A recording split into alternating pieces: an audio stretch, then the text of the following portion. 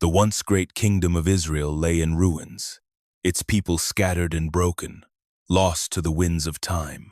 But even in the shadow of destruction, a faint glimmer of hope remains. Could the dream of restoration ever be realized? In the land of Egypt, under the rule of a pharaoh who had long forgotten the legacy of Joseph, the Israelites, once honored guests, had become slaves. The memory of their ancestors' contributions to Egypt faded, and what was once a respected people became mere tools in the hands of an oppressive empire. The new pharaoh, unfamiliar with the old stories, saw in the growing number of Hebrews a threat to his power. Fearful of their increasing strength, he set them to grueling labor, building the cities of Ramses and Pithom, their backs bent under the weight of Egypt's demands. The pharaoh's heart hardened as his fears grew, and his response was not mercy but oppression. He ordered the Hebrew males born in Egypt to be thrown into the Nile, drowning any hope of rebellion before it could take root. It was into this cruel world that Moses was born. His mother, Jochebed, a woman of deep faith and strength, saw the terror that was sweeping over her people. She knew that her son's life hung in the balance, and so, with the desperation of a mother who would sacrifice everything for her child, she hid Moses for 3 months. But as he grew, so did the risk. When the time came that no longer could she keep her child hidden, Jochebed's love drove her to one final, desperate act of faith. She crafted a small basket from papyrus, coated it in pitch to make it waterproof, and placed Moses inside, setting the basket adrift on the waters of the Nile. It was a gamble, a mother's final prayer, and yet it was all she had. Moses' sister, Miriam, watched from a distance, her heart heavy with fear and hope in equal measure. She stayed close to the basket, her eyes locked on her brother's tiny form as it bobbed on the river's current, carried by fate, by God's will, or perhaps by both. It was then that the daughter of Pharaoh herself appeared by the riverbank, drawn to the unusual sight of a basket floating in the reeds. With curiosity, she reached out and lifted Moses from the water. His cries pierced the silence of the moment, and in that instant, something changed. Pharaoh's daughter, moved by the child's helplessness and innocence, chose to defy her father's cruel decree. She took Moses in, raising him as her own, and though his identity remained hidden from Egypt, he would one day be the man who would challenge its power. Miriam, watching all of this unfold, approached with cautious steps. With quick thinking, she offered to find a Hebrew woman to nurse the child, and so Jochebed was called to care for her own son, now a member of the royal household, but still tethered to his people. The boy who had been sentenced to death was now a prince in Pharaoh's court, his fate uncertain, his future unknowable. In this small, fragile moment, the hand of God was moving hidden, yet undeniably present, preparing a child for a destiny far greater than any of them could imagine. As the years passed, Moses grew in the house of Pharaoh, educated in the ways of Egypt, surrounded by luxury and the wealth of an empire. But within him, the blood of his people stirred. He had never forgotten the stories his mother had whispered to him in the quiet hours before the palace guards came. The stories of the Hebrews, of his true heritage, of a people once revered but now enslaved. The walls of Pharaoh's court could not mute the cries of the oppressed. The Hebrew slaves, trapped under the weight of Egypt's ambitions, toiled day and night, their backs bent, their bodies broken by the endless labor forced upon them. They built Egypt's cities, its monuments, its grand tombs and towering temples. Every stone they set, every brick they laid, was a reminder of their bondage, a bondage that grew deeper with every passing day. In the dim light of the labor camps, the Hebrews whispered to one another, speaking of freedom in hushed tones. For generations, they had endured, but the idea of liberation began to take root in their hearts, like a seed in the soil. It was the spark of rebellion, the first flicker of hope in a world so dark it seemed to suffocate the soul.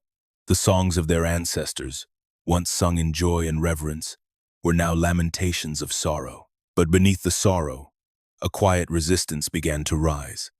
Stories of liberation were told from one to another, passed in whispers like the wind that dared not be caught by the royal guard. Pharaoh's decree to tighten the chains of the Hebrews, to increase the labor, only pushed them further toward despair, but also toward rebellion. The overseers cracked their whips harder, their faces crueler. As the forced labor grew more brutal, there were no breaks for the workers, no relief from the unending demands of Egypt. The pyramids they built, the temples they raised to the gods, were monuments to their suffering, their pain carved into the very foundations of the empire. It was in this crucible of oppression that the first stirrings of a liberator began to take shape. Moses, now a man, stood at the edge of the palace courtyard one day, watching the endless procession of slaves march toward the labor camps. The cries, the groans, the sounds of bodies in pain, his heart felt them deeply. But it was not until he saw an Egyptian taskmaster strike a Hebrew that something snapped inside him. His Egyptian life, his privilege, his identity, they all seemed suddenly irrelevant in the face of the suffering that he saw so plainly. A fire ignited within him, a need to act, to do something, anything, to stop the cruelty. The whispers of rebellion were no longer just stories. They were becoming his own thoughts. It was then that Moses understood the truth. He was not just the prince of Egypt. He was a son of Israel. His destiny lay with his people, and with it, the possibility of their freedom. The road ahead would be long and fraught with danger, but it was the only road worth walking. Moses stood at the crossroads of two worlds, one foot firmly planted in the opulence of Pharaoh's palace, the other yearning for the dust of the Hebrew fields he had never truly known. Raised as the adopted son of Pharaoh's daughter, he wore the finest Egyptian linens, his skin scented with the oils of the court, his days spent among scribes, priests, and noblemen. Yet, beneath the silk and luxury, the cries of his people echoed in his heart. He had been given the finest education Egypt could offer, yet he felt a gnawing emptiness, a sense of alienation that grew with each passing year. One day, as he wandered the streets of the city, he saw the injustice that plagued his people with his own eyes. A Hebrew slave, no different from his brothers and sisters, was being lashed by an Egyptian overseer for a simple mistake. The sound of the whip was like thunder in Moses' ears. Anger surged within him, an uncontrollable rage at the injustice his people endured. In a flash, he acted, striking the overseer down, killing him in an act of fury that would forever alter the course of his life. When Moses realized what he had done, the reality of his actions hit him like a wave crashing against the shore. The overseer was dead, and the blood of an Egyptian stained his hands. He looked around, half expecting the earth to swallow him whole, but the anger inside him remained, a fire that could not be extinguished. He feared for his life, knowing that Pharaoh would seek retribution. His heart told him to flee, and flee he did. Moses left behind the palace, the only life he had ever known, and set out into the wilderness. He journeyed far from Egypt, unsure of his path, but knowing that he could not stay where he had been. Days turned into weeks as he wandered, thirsty and tired, until he stumbled upon the land of Midian, a place where no one knew him, where his past could be forgotten. It was there that he encountered Jethro, the priest of Midian, a man whose wisdom shone brighter than the sun itself. Jethro welcomed Moses with open arms, offering him rest and shelter, seeing in the exiled man a soul that had been broken and was now seeking a new beginning. Moses found peace in the quiet life of a shepherd. The land of Midian, with its rolling hills and whispering winds, offered him a kind of solace that he had never known. Among the flocks, he could leave behind his anger, his guilt, and his confusion. It was here that he met Zipporah, Jethro's daughter, a woman whose grace and kindness would touch Moses' heart in ways he could never have expected. He married her, and together, they built a life in the wilderness, far from the opulence of Egypt and the weight of his past. Yet, even as Moses tended the sheep, the weight of his heritage pressed down on him. The pain of his people still lingered in his soul, and though he had left Egypt behind, Egypt had not left him. His exile was not just a flight from Pharaoh's wrath, but a journey toward something far greater, a purpose that had yet to reveal itself. Moses had settled into his life as a shepherd in the quiet hills of Midian, the days flowing like the rivers that wound through the land, uneventful and serene. His past in Egypt, though always lingering at the edges of his mind, seemed distant, like a dream fading in the morning light. Yet, on one fateful day, as the sun hung low in the sky, casting its golden hues over the land, Moses found himself far from the familiar paths, deep within the rugged wilderness. It was there, amidst the harsh beauty of the desert, that something extraordinary happened. As he tended to his flock, his eyes caught an unusual sight, a bush, blazing with fire but not consumed. Its flames danced and flickered, yet the leaves remained unburned, untouched by the inferno that seemed to leap from the earth itself. Moses, drawn by the mystery of it, stepped closer, his curiosity piqued. Then, from the midst of the fire, a voice called his name, clear and commanding, yet full of an otherworldly power. "Moses! Moses!" The sound of his name echoed in the air, stirring something deep within him. His heart raced, his feet rooted to the ground as he tried to understand the impossible. "Here I am," he replied, his voice trembling with both awe and fear. The voice came again, gentle yet firm, urging him to draw near. "Do not come any closer. Take off your sandals, for the place where you are standing is holy ground." Moses obeyed, his hands shaking as he removed his sandals, feeling the earth beneath his feet as though it was no longer just earth but something sacred, something eternal. And then, in the midst of the fire and the silence that followed, the voice spoke, telling Moses that he was the God of his ancestors, the God of Abraham, Isaac, and Jacob. The voice revealed that he had heard the cries of the Israelites, his people, suffering under the tyranny of Pharaoh. God had seen their affliction, and now he had come to deliver them. The weight of that mission struck Moses like a thunderclap. God then spoke, commissioning Moses to return to Egypt, to confront Pharaoh, and to lead the Israelites out of bondage. The enormity of the task seemed impossible, a burden too great for any man to bear. Moses hesitated, doubt clouding his thoughts. "Who am I?" he asked, "that I should go to Pharaoh and bring the Israelites out of Egypt?" But the voice, full of divine authority, reassured him. "I will be with you," it promised, "and this will be the sign to you that it is I who have sent you. When you have brought the people out of Egypt, you will worship God on this mountain." Moses' reluctance was not yet quelled, the weight of the task heavy on his shoulders. But God, in his infinite wisdom and patience, answered every doubt with assurance. "I am who I am," he declared, giving Moses the name by which he would be known forever. And with that name, Moses' journey was set into motion, a journey that would change the course of history, a journey that would see a nation freed from slavery and led into the promised land. Moses, now with the weight of divine commission heavy on his heart, left the desert of Midian and began his journey back to Egypt. His mind was filled with questions and doubts, the memories of his past still fresh and painful. He had once lived in the courts of Pharaoh. Now he returned not as a prince, but as a messenger of freedom, a man carrying a message of liberation for a people enslaved for generations. The path before him felt uncertain, the task overwhelming, but the assurance of God's presence, though not easily grasped, was there.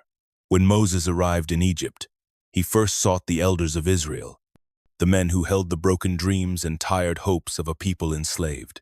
The Israelites, beaten down by years of oppression, were a people struggling to believe in anything beyond their daily survival. Moses spoke to them of God's promise, of the deliverance he had declared. He shared the words God had given him, the name, "I am who I am," the message of hope. But the elders, their hearts heavy with the weight of years spent in suffering, met him with skepticism. How could they believe a man who had fled the land of Egypt years ago? A man who had no power and no army, a mere shepherd. They heard the words, but the weight of their own despair made it hard to hear the truth in them. Yet, with some reluctance, they acknowledged Moses, and the hope of the deliverance he spoke of began to stir, faint but real. With the elders now at his side, Moses turned to Pharaoh. It was no simple matter to gain an audience with the most powerful man in the world. Pharaoh, wrapped in his own divine aura, was a man who ruled with fear and unchallenged authority.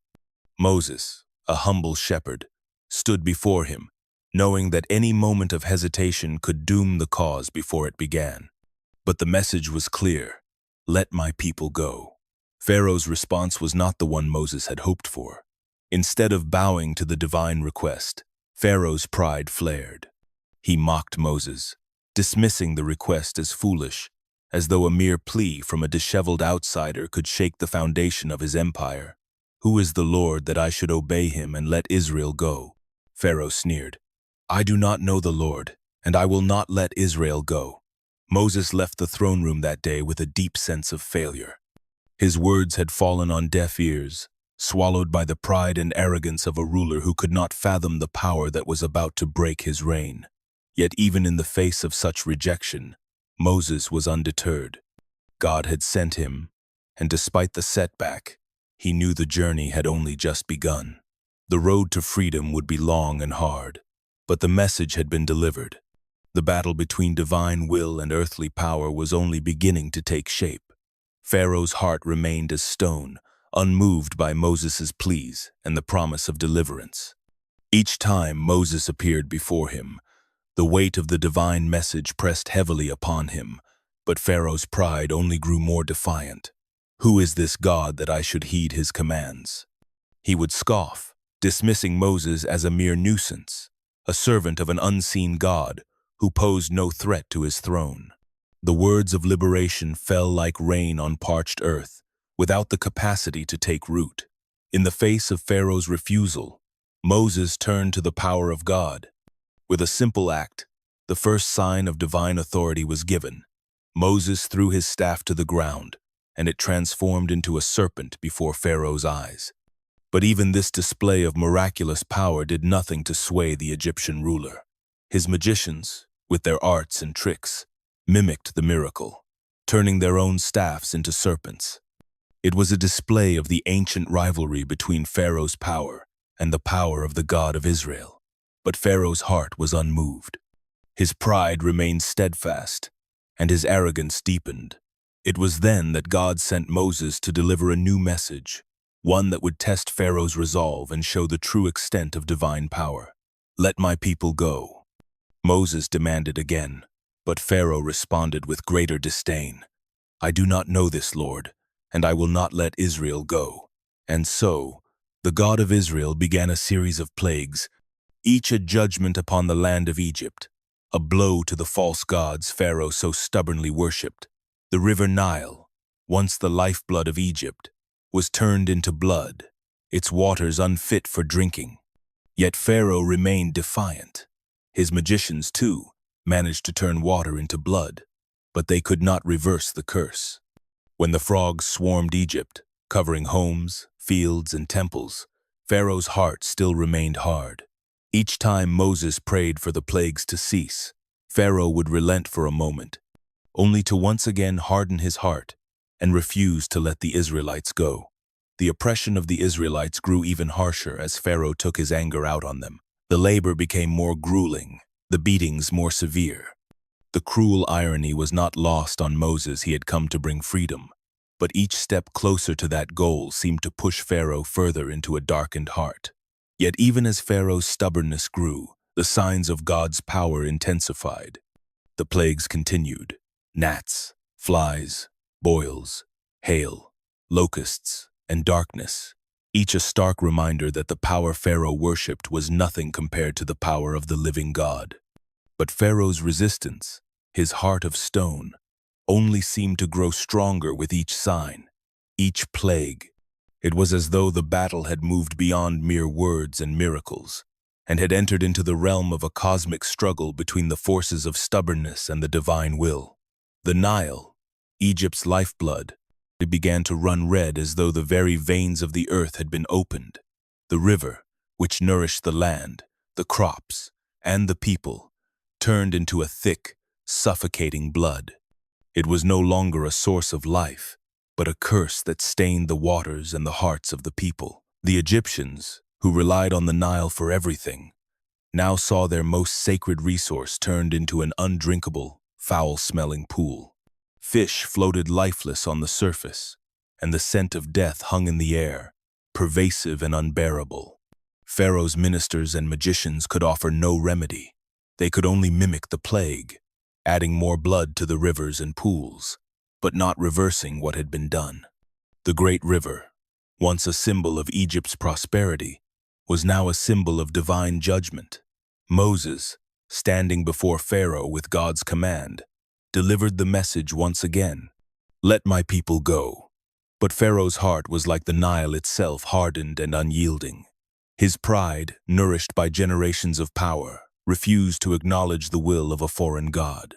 The blood in the river became a mockery to Pharaoh's gods, whose images lined the temples, watching over the land but unable to help in the face of true power. Yet, instead of bowing before the Almighty, Pharaoh simply called upon his magicians to replicate the plague.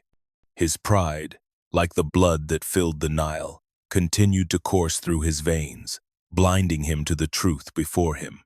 For 7 days, Egypt was crippled by the effects of the blood plague. The Egyptians dug along the banks of the river in search of fresh water, but there was none to be found. Their fields, once lush and fruitful, were left barren, and their cattle, their very sustenance, perished in the contaminated waters. The land itself seemed to reject them, as though the earth had joined the heavens in judgment against their refusal to heed God's call. Meanwhile, the Israelites, still enslaved and burdened under Pharaoh's rule, witnessed this divine demonstration with mixed emotions. The plague did not spare them, for they too were bound to the land and its afflictions. But in their hearts, a spark of hope began to kindle. Though their suffering was as deep as the Egyptians, they began to recognize that the God of their fathers was moving in a way they had not known before. The blood in the river was not just a sign of God's power, but a promise that deliverance would come, no matter how long it took. Pharaoh's response was unwavering, though he sought Moses' help to stop the plague. Once the river ran clear again, he hardened his heart once more. His pride remained untouched by the weight of God's judgment. The land was still suffering, but Pharaoh's obstinate refusal was his only answer. The first plague had struck the land, but Pharaoh's heart had not been moved. The oppression continued, and the Israelites' hope, though tested, began to rise. The land of Egypt was soon engulfed by the croaking of countless frogs. It began as a quiet ripple, but in a matter of hours, the frogs appeared in their thousands, hopping from the riverbanks, pouring into homes, and spreading across the fields. Their slimy bodies covered the earth, from the royal palaces to the humble dwellings of the slaves. In kitchens, on beds, in the streets, there was no escape from their relentless presence.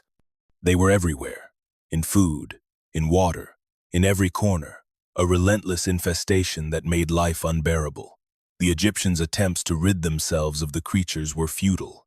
No matter how many frogs were removed, more seemed to emerge from the river, their numbers swelling like a flood. Pharaoh's palace, once a place of order and might, now stank with the scent of the amphibians. His counselors, aides, and officials found themselves hopping over frogs and tripping over them in the hallways. The sheer magnitude of the invasion seemed a sign too vast to ignore. Pharaoh, though resistant to Moses' demands, could not deny the agony of the plague. Once again, Moses appeared before him, this time with a simple but forceful command, "Let my people go." But Pharaoh, hardened and defiant, did not yield. He promised to let the Israelites go if the frogs were removed. But once the threat had passed, he broke his word and hardened his heart once more. In the midst of this, Pharaoh's magicians, desperate to prove their power, attempted to mimic Moses' miracle. They summoned more frogs from the river, only deepening Egypt's misery. Their magic, like Pharaoh's pride, only intensified the suffering. a futile attempt to demonstrate control over the forces that Moses had commanded. But while the magicians could replicate the plague, they could not undo it.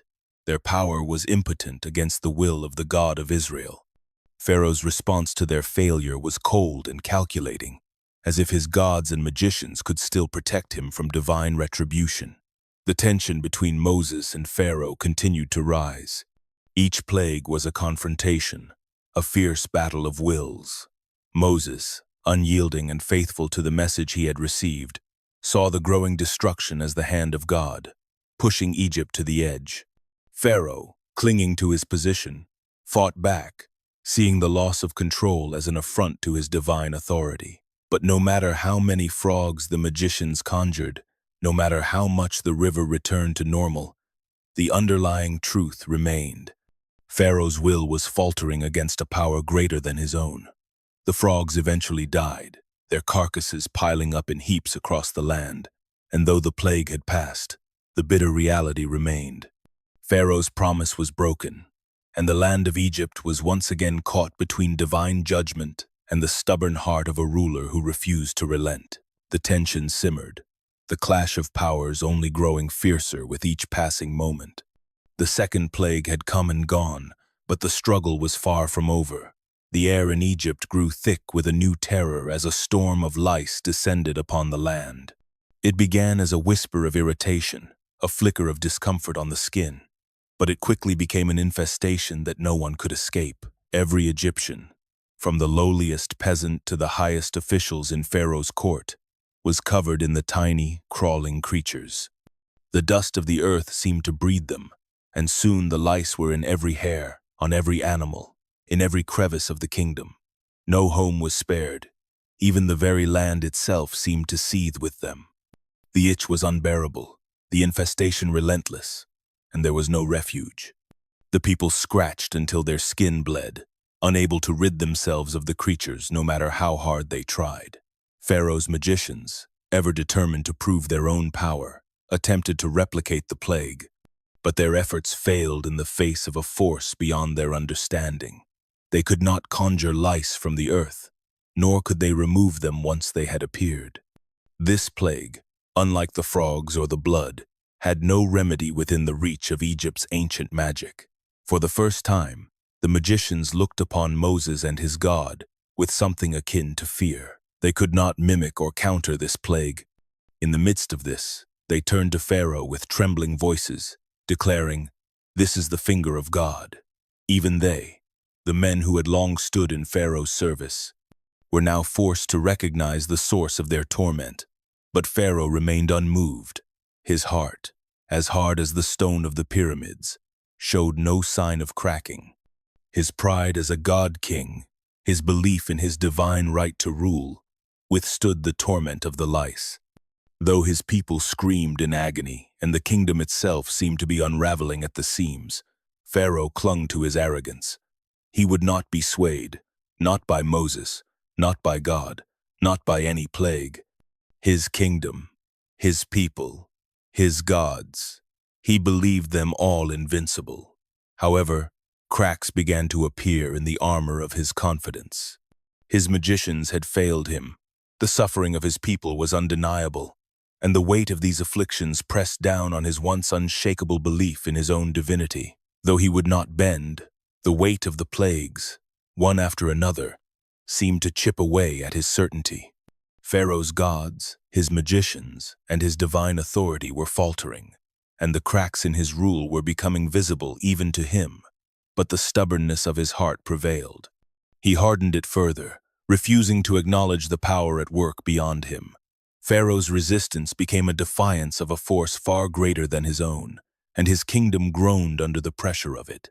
The plague of lice had done its work, not by the devastation it wrought, but by opening Pharaoh's eyes, if only for a moment, to the vastness of the divine power at work. Even as he chose to ignore it, the air turned heavy with the hum of buzzing wings as the fourth plague descended upon Egypt. Swarms of flies erupted from the earth, covering the land in an oppressive cloud of blackness. They crawled into every crack, every corner, infesting homes, temples, and palaces alike. No space was left untouched. Even the once pristine chambers of Pharaoh were overtaken by the relentless tide of insects. They found their way into food, into the eyes of the Egyptians, into their ears, and into the very temples where they had once prayed to their gods. The flies seemed to taunt the Egyptians with their chaos, spreading filth and disease as they took control of the land. For the first time, Pharaoh's composure faltered.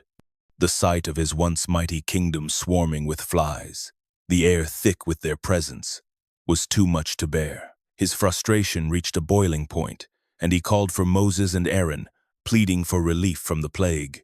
"Entreat the Lord to take away the flies," he said, his voice tinged with desperation. "I will let you go to offer sacrifices to your God in the wilderness." For a moment, it seemed as though Pharaoh's heart might soften, that his pride might give way to the mounting pressure of the plagues that had already ravaged Egypt. Moses, ever faithful, agreed to plead on Pharaoh's behalf. He withdrew from the palace, lifting his hands in prayer, and within moments, the flies vanished. The land, once consumed by their chaos, was now quiet again. Yet, as soon as the pestilence lifted, Pharaoh's heart hardened once more. His promises were as fleeting as the flies themselves. No sooner had the last of them disappeared than Pharaoh reneged on his word. "Go," he said coldly, "but do not go far." The Egyptians, watching from their homes and fields, could feel the tension building. Pharaoh's lack of sincerity in his pleas, his refusal to follow through on his promises, was becoming an unmistakable sign to them. The Hebrew God, whom Pharaoh had mocked and resisted, was not just a fleeting nuisance. His power was undeniable, and the flies had made it impossible to ignore. The people of Egypt, once skeptical of Moses and his God, began to whisper among themselves. There was an undeniable shift in the air, a quiet but growing recognition that the God of Israel might be more powerful than their own gods, more insistent than their king. For Pharaoh, however, the flies did not just represent an invasion of his palace. They symbolized a deeper invasion of his authority, his pride, and his divine right to rule. Yet his refusal to yield remained as strong as ever, and the land, now scarred by another plague, awaited the next judgment. The people of Egypt may have begun to believe, but Pharaoh's heart only hardened, and the divide between the suffering Egyptians and the stubborn Pharaoh grew wider with each passing plague. The fifth plague swept across Egypt with ruthless precision, claiming the lives of the nation's livestock. Cattle, sheep, goats, horses, every kind of beast that the Egyptians relied on for food, transportation, and wealth, fell lifeless, their once proud bodies scattered across the land. The death toll among the animals was staggering, and with it came the collapse of the Egyptian economy. Without their livestock, the Egyptians could no longer produce food on the scale they once had, and the impact rippled through the nation. Markets emptied, and fields lay abandoned, no longer tended by the animals that had once worked them. The Egyptians, long accustomed to abundance, now faced a crippling shortage. The very lifeblood of their agricultural and economic systems had been drained, leaving them vulnerable and desperate. Yet, even as the devastation unfolded around him, Pharaoh's heart remained unyielding. He summoned his magicians and wise men, who examined the dead livestock with their practiced eyes, seeking some explanation, some way to deflect blame or find fault with Moses' words. But nothing could provide an answer. Nothing could undo the damage that had been done. Despite the loss, Pharaoh stood firm, defying the will of the Hebrew God, as though his own refusal to acknowledge the truth could somehow halt the advancing plagues. He ignored Moses' warning, continuing to harden his heart and dismiss the reality before him. His resolve was unwavering, even in the face of destruction. Meanwhile, something remarkable was happening in the land of Goshen, where the Israelites dwelled. Unlike the Egyptians, whose herds had been wiped out, the Israelites' livestock remained untouched, grazing peacefully in their pastures as though no plague had ever passed through the land. This divine protection deepened the divide between the Egyptians and the Israelites, further isolating Pharaoh and his people. The Egyptians, now witnessing the stark contrast between their suffering and the thriving of the Hebrews, began to see the clear distinction between the two peoples. The plagues were not random misfortunes but precise acts of judgment against Egypt and its ruler. Pharaoh's stubbornness only drew the line more clearly between those who were to be judged and those who were to be spared. In the midst of this growing rift, the weight of Pharaoh's defiance became ever more evident. The suffering in Egypt was not just economic or physical but spiritual. The very foundation of Pharaoh's power, the belief in his divinity, and his unassailable position was beginning to crack. The plagues were not just a threat to Egypt's material wealth, but a direct challenge to Pharaoh's divine authority. Yet, despite the growing evidence that Moses' God was at work, Pharaoh could not bring himself to let go of his pride. The chasm between the Israelites and Egyptians widened with each passing day, and the people of Egypt were left to wonder just how far Pharaoh's defiance would push them before the full force of God's wrath was realized. The sixth plague struck Egypt with a brutality that could no longer be ignored. Boils erupted across the bodies of both humans and animals, causing an agony that gripped the land. The sores were foul, painful, and unrelenting, covering the skin in thick, oozing welts that resisted all attempts at relief. The Egyptians, already stretched thin by the previous plagues, now faced a physical torment that seemed to come from nowhere, affecting every living creature in Egypt. The royal palace, once a symbol of power and divinity, could not protect even Pharaoh's most trusted servants. The once proud citizens of Egypt found themselves broken, their dignity stripped away by the horrid plague that ravaged them. In the midst of their suffering, something shifted. Pharaoh's people, long accustomed to blindly following his every word, began to turn against their king. Desperation set in as they felt the full force of divine judgment, their cries of pain mingling with a growing sense of helplessness. They had always believed Pharaoh to be a god, an untouchable ruler whose authority extended beyond the mortal realm. But now, in the face of this unbearable suffering, many began to question his power. How could a god allow such torment to befall his people? Whispers of rebellion grew louder as Pharaoh's once loyal subjects started to look beyond him for answers. In contrast to the turmoil surrounding him, Moses remained resolute. His prophetic stance became clearer with each plague, as the words he spoke seemed to be etched in the very fabric of Egypt's suffering. He stood firm in the face of Pharaoh's defiance, warning that the worst was yet to come. With unwavering certainty, Moses proclaimed that the God of Israel would not be deterred, that his judgment would continue to unfold until Egypt was brought to its knees. The boils were only the beginning, he declared. Greater destruction was looming on the horizon. Pharaoh, however, remained unmoved by Moses' words. His heart, like the stone that covered the tombs of Egypt's greatest kings, refused to soften. Even as his own people cried out for mercy, Pharaoh's arrogance held firm. His pride would not let him yield to what he saw as the will of a foreign god, even as his empire unraveled before his eyes. The sight of his people, weakened and broken by the boils, was a bitter reminder that his divine claim was nothing more than a fragile illusion.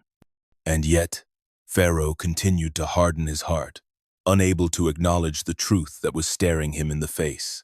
The sixth plague marked a turning point in the narrative of Egypt's destruction. The very heart of Pharaoh's kingdom was under siege, and his grip on power seemed to weaken with every passing hour. The people's faith in him was shattered, and the sense of impending doom loomed ever larger. Moses' message was clear. The worst was yet to come, and there would be no escape from the fate that awaited Pharaoh and his people. The seventh plague struck with a fury unlike any that had come before. Dark clouds gathered in the sky, swirling with an unnatural energy, as a storm unlike any other began to unfold. The Egyptians, already battered and broken by the previous plagues, looked up in fear as the first heavy drops of hail fell to the ground. But this was no ordinary storm. The hail came with such force that it shattered trees and crushed crops, leaving the once fertile fields of Egypt a wasteland. No building was left untouched, as the destructive storm tore through the land, leaving nothing in its wake but devastation. As the storm raged on, Pharaoh, for the first time, seemed to waver. The devastation was too great, too overwhelming to ignore. In the midst of his kingdom's destruction, he called for Moses and Aaron, his voice laden with desperation. "I have sinned," he admitted, a flicker of fear in his eyes. "I have done wrong. Pray to the Lord that this plague may stop." For a brief moment, it seemed as though Pharaoh's heart had softened, his arrogance broken by the sight of his crumbling empire. But Moses, with the weight of the divine upon him, saw through Pharaoh's words. The king had offered a concession, yes, but it was not one born of repentance. It was a plea for mercy, not a true turning away from his sins. Pharaoh's hard heart had not been broken by the loss of his crops, the destruction of his land, or the suffering of his people. It was only the immediate pain of the storm that had moved him, and once the storm was over, Pharaoh's resolve would harden once again. As the hailstorm subsided and the earth began to cool, Pharaoh's promise evaporated into the winds. Moses, knowing the king's heart was as stone, turned away. The storm had left the land in ruins, but Pharaoh's stubborn refusal to release the Israelites was as unyielding as ever. The rains ceased, but the seeds of freedom had already been planted in the hearts of the Hebrew people. They had seen the plagues, witnessed the power of the God of Israel, and felt the oppressive weight of their bondage grow unbearable. With every storm, every plague, the desire for freedom grew stronger, until it could no longer be ignored. The Hebrews, who had long suffered under the lash of Pharaoh's rule, began to dream of a world beyond the reach of Egypt's tyranny. No longer was it just a matter of survival. It was a matter of freedom, of hope, of deliverance. Moses, their chosen leader, had brought them this far, and now they knew that their time was coming. The Pharaoh's refusal to relent only stoked their growing desire to break free, and as the land lay in ruin, the Hebrews stood united in their belief that their liberation was inevitable. The air grew thick with a strange stillness before the eighth plague descended upon Egypt. It began as a darkening in the sky, a shadow that seemed to stretch across the land, blotting out the sun. Then came the sound, the soft rustling of wings, the buzz of countless tiny creatures drawing nearer. Pharaoh's advisors and people looked up, eyes wide with disbelief as a massive swarm of locusts, like a storm of darkness, poured over Egypt. The locusts descended in a relentless tide, covering every inch of land, their numbers so vast that they obscured the sky itself. They consumed every green thing in their path, devouring the crops that had survived the hailstorm, the last remnants of the kingdom's failing agriculture. The fields, once rich with life, were now barren, the earth stripped of its vitality. In a final act of destruction, the locusts turned their hunger toward Egypt's great storehouses and gardens, leaving nothing but naked, desolate ground. The devastation was total, and the people, already broken by the earlier plagues, watched in helpless despair as the land's resources vanished before their eyes. It was as if the very lifeblood of Egypt had been drained away. Pharaoh, his face pale with the weight of the disaster, called for Moses. Once again, he pleaded for mercy, his voice strained and filled with a fear that had been absent in earlier confrontations. "I have sinned against the Lord your God," Pharaoh cried, his pride momentarily shattered. "Forgive me. I promise to let your people go. Only pray to your God that he may take away this plague." His words, though spoken in desperation, rang hollow in the ears of Moses. For Pharaoh had offered this same promise before, only to renege once the pressure had subsided. Moses, knowing the truth of Pharaoh's heart, looked at him with sorrow but no compassion.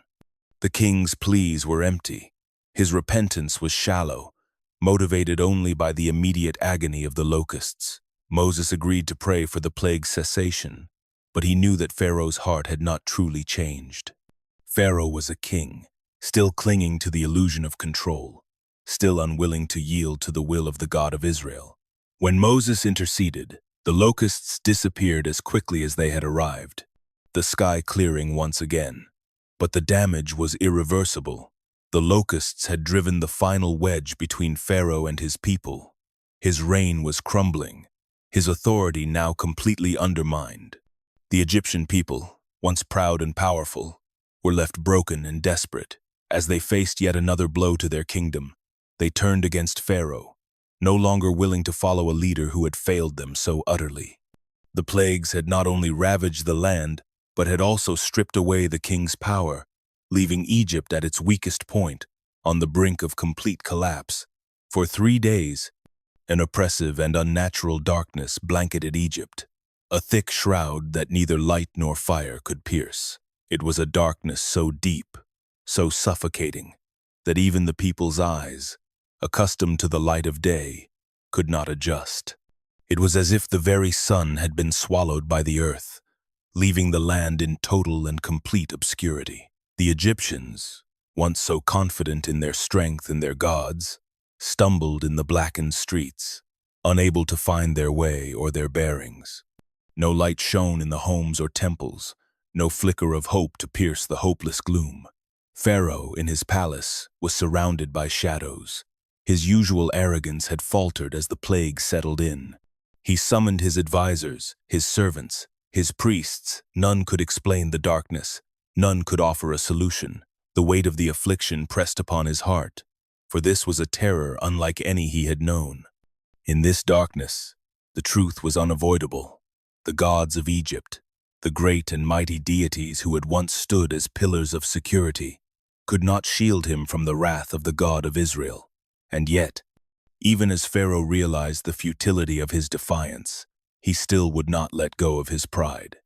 In the silence of his throne room, he finally spoke to Moses. His voice, though tinged with desperation, still carried the edge of refusal. "Go, serve the Lord. Only leave your flocks and herds behind. Let your children stay, but do not bring your animals." Pharaoh's demand, half-hearted as it was, revealed the lingering hold of his ego. He could not bring himself to fully surrender, still trying to control the terms of his submission. Moses, with unflinching resolve, rejected the king's proposal. The time for compromise had passed. This plague, like all the others before it, had shown the futility of Pharaoh's resistance. He had offered to let the Israelites go before, only to recant when the pressure was lifted. This time, Moses knew there would be no half measures. It was all or nothing. The darkness persisted, a suffocating force, as if the very heavens had turned against Egypt. The Israelites, meanwhile, sat in the light of their homes, untouched by the plague, their hearts stirred with a quiet anticipation. They had witnessed the other plagues, felt the tremors of Pharaoh's resolve cracking with each blow. The time for their liberation was drawing near, but they knew that the final confrontation was inevitable. Moses was ready. He would not bend, not for Pharaoh, not for Egypt. The world was poised on the edge of the most powerful act of divine justice yet. The air in Egypt grew heavy with the foreboding weight of the final plague, the one that would break Pharaoh's hardened heart and bring the reign of terror to a devastating end. God had warned Moses long before that the destruction would come in the form of death of every firstborn in the land, from the heir of Pharaoh to the firstborn of the lowliest servant. The prophecy had been sealed with unrelenting certainty that the Lord would pass through Egypt, striking down every firstborn, leaving no house untouched. But God, in His mercy, gave a final command to His people. They were to prepare in a way that would set them apart from the Egyptians, a sign that would preserve them from the coming death. A lamb, pure and without blemish, was to be slaughtered at twilight, its blood sprinkled on the doorposts of every Israelite home. The blood of the lamb would be a mark of salvation, a sign that the angel of death would pass over their homes, sparing their firstborns from the coming plague. The Israelites did as they were commanded, marking their doors with blood and preparing a feast of unleavened bread, a final meal of anticipation, as if they already knew that freedom was near. But even as the evening drew near, there was an air of solemnity. The air of Egypt itself seemed to hold its breath in anticipation of what was about to come. The clock was ticking, and the hour was at hand. That night, the angel of death passed over Egypt. A silence fell over the land as the firstborn of Egypt, from the greatest to the least, succumbed to the curse. The cries of parents, torn by grief, echoed through the streets as they found their children lifeless in their beds. No family was spared, for the judgment had been thorough, a final reckoning for a nation that had defied the will of God. Pharaoh, who had stood so firm in his defiance, was finally broken by the sorrow of his own loss. His heart, once so proud, now cracked with the weight of the unimaginable grief he had brought upon his people. The king, whose stubbornness had cost so much, rose in the darkness of his mourning, calling for Moses. With the death of his firstborn, Pharaoh's pride had shattered, and the weight of his decisions crushed him. In a voice tinged with grief and surrender, he finally commanded Moses to take the Israelites and leave Egypt. For a moment, it seemed that Pharaoh's heart had been softened, that his pride had been erased by the tragic loss. He relented, offering the Israelites the freedom they had so long sought. But even in his grief, Pharaoh's words held the shadow of resistance. The path to true liberation was now clear, but the cost of Egypt's defiance had been paid in sorrow. As the Israelites prepared to leave, there was a quiet understanding this was only the beginning of the journey, and freedom, though granted, would come at a much greater cost for all. Pharaoh's surrender came with a bitter finality. His once unyielding heart, broken by grief and loss, reluctantly allowed the Israelites to depart. But there was no joy in his concession, only the raw edge of defeat. The very people who had served Egypt in bondage for centuries were now free to go, though not without the heavy price of their own suffering. Pharaoh had released them, but he did so with the understanding that the devastation wrought upon his land had come at an unimaginable cost. The Israelites, fueled by the urgency of their deliverance, prepared to leave Egypt in haste. The shadows of Egypt still clung to them, but ahead of them lay the promise of freedom, a new chapter in their history. There was no time to linger. The bread they baked had not risen, so they ate it unleavened, as a sign of the speed with which they must depart. The entire community, once bound by the chains of slavery, now stood together as one, a mass of people marching into the unknown. With each step, they left behind not just the oppressive weight of Egypt, but the identity of those who had been nothing but slaves. As they gathered their belongings and crossed the threshold of Egypt, they were not merely escaping, they were being shaped into something new. No longer could they be defined by the walls of Pharaoh's kingdom or the bitterness of their oppression. In their hearts, the fire of hope began to kindle, even though the journey ahead was long and uncertain. Their exodus was not simply a departure, it was a birth into a new future. The Passover, that sacred night when death had passed over them, became the permanent marker of their salvation. It was a night to be remembered, not just for what had occurred, but for the future it foreshadowed. God instructed Moses to mark this night for generations to come, establishing the Passover as an eternal memorial. Each year, the people would gather, not as slaves but as free men and women, to remember the night when their lives were spared and when their God had broken their chains. The ritual would serve as a bridge between the past and the future, the symbol of a nation once enslaved, now marching toward the promise of a land they could call their own. The lamb, its blood smeared on the doorposts, would forever mark the night when deliverance came. And from that moment, the Israelites would walk in the footsteps of those who had been freed by God's mighty hand. The Exodus had begun, and though the road would be fraught with trials, they were no longer slaves. They were the people of the covenant, destined to be a nation set apart. The Israelites had scarcely begun their journey when Pharaoh's heart hardened once again, a familiar sting of pride and anger pushing him toward one final, desperate act. His mind, still gripped by the loss of his kingdom and his son, convinced him that the Israelites were nothing more than runaway slaves, traitors who needed to be brought back under Egypt's iron grasp. His decision was swift. to pursue them, to bring them back, to make them pay for their audacity in seeking freedom. As Pharaoh's army, a vast and powerful force, surged after the Israelites, the once joyous group now found themselves trapped at the edge of the Red Sea. The weight of their flight had not only been physical but spiritual, as they faced an enemy from which there seemed no escape. On one side, the impenetrable waters stretched as far as the eye could see. On the other, the dust of Pharaoh's chariots drew near. Fear gripped the hearts of many. Had they come all this way, only to die in the wilderness? Moses, with a steady resolve, turned his gaze to the heavens.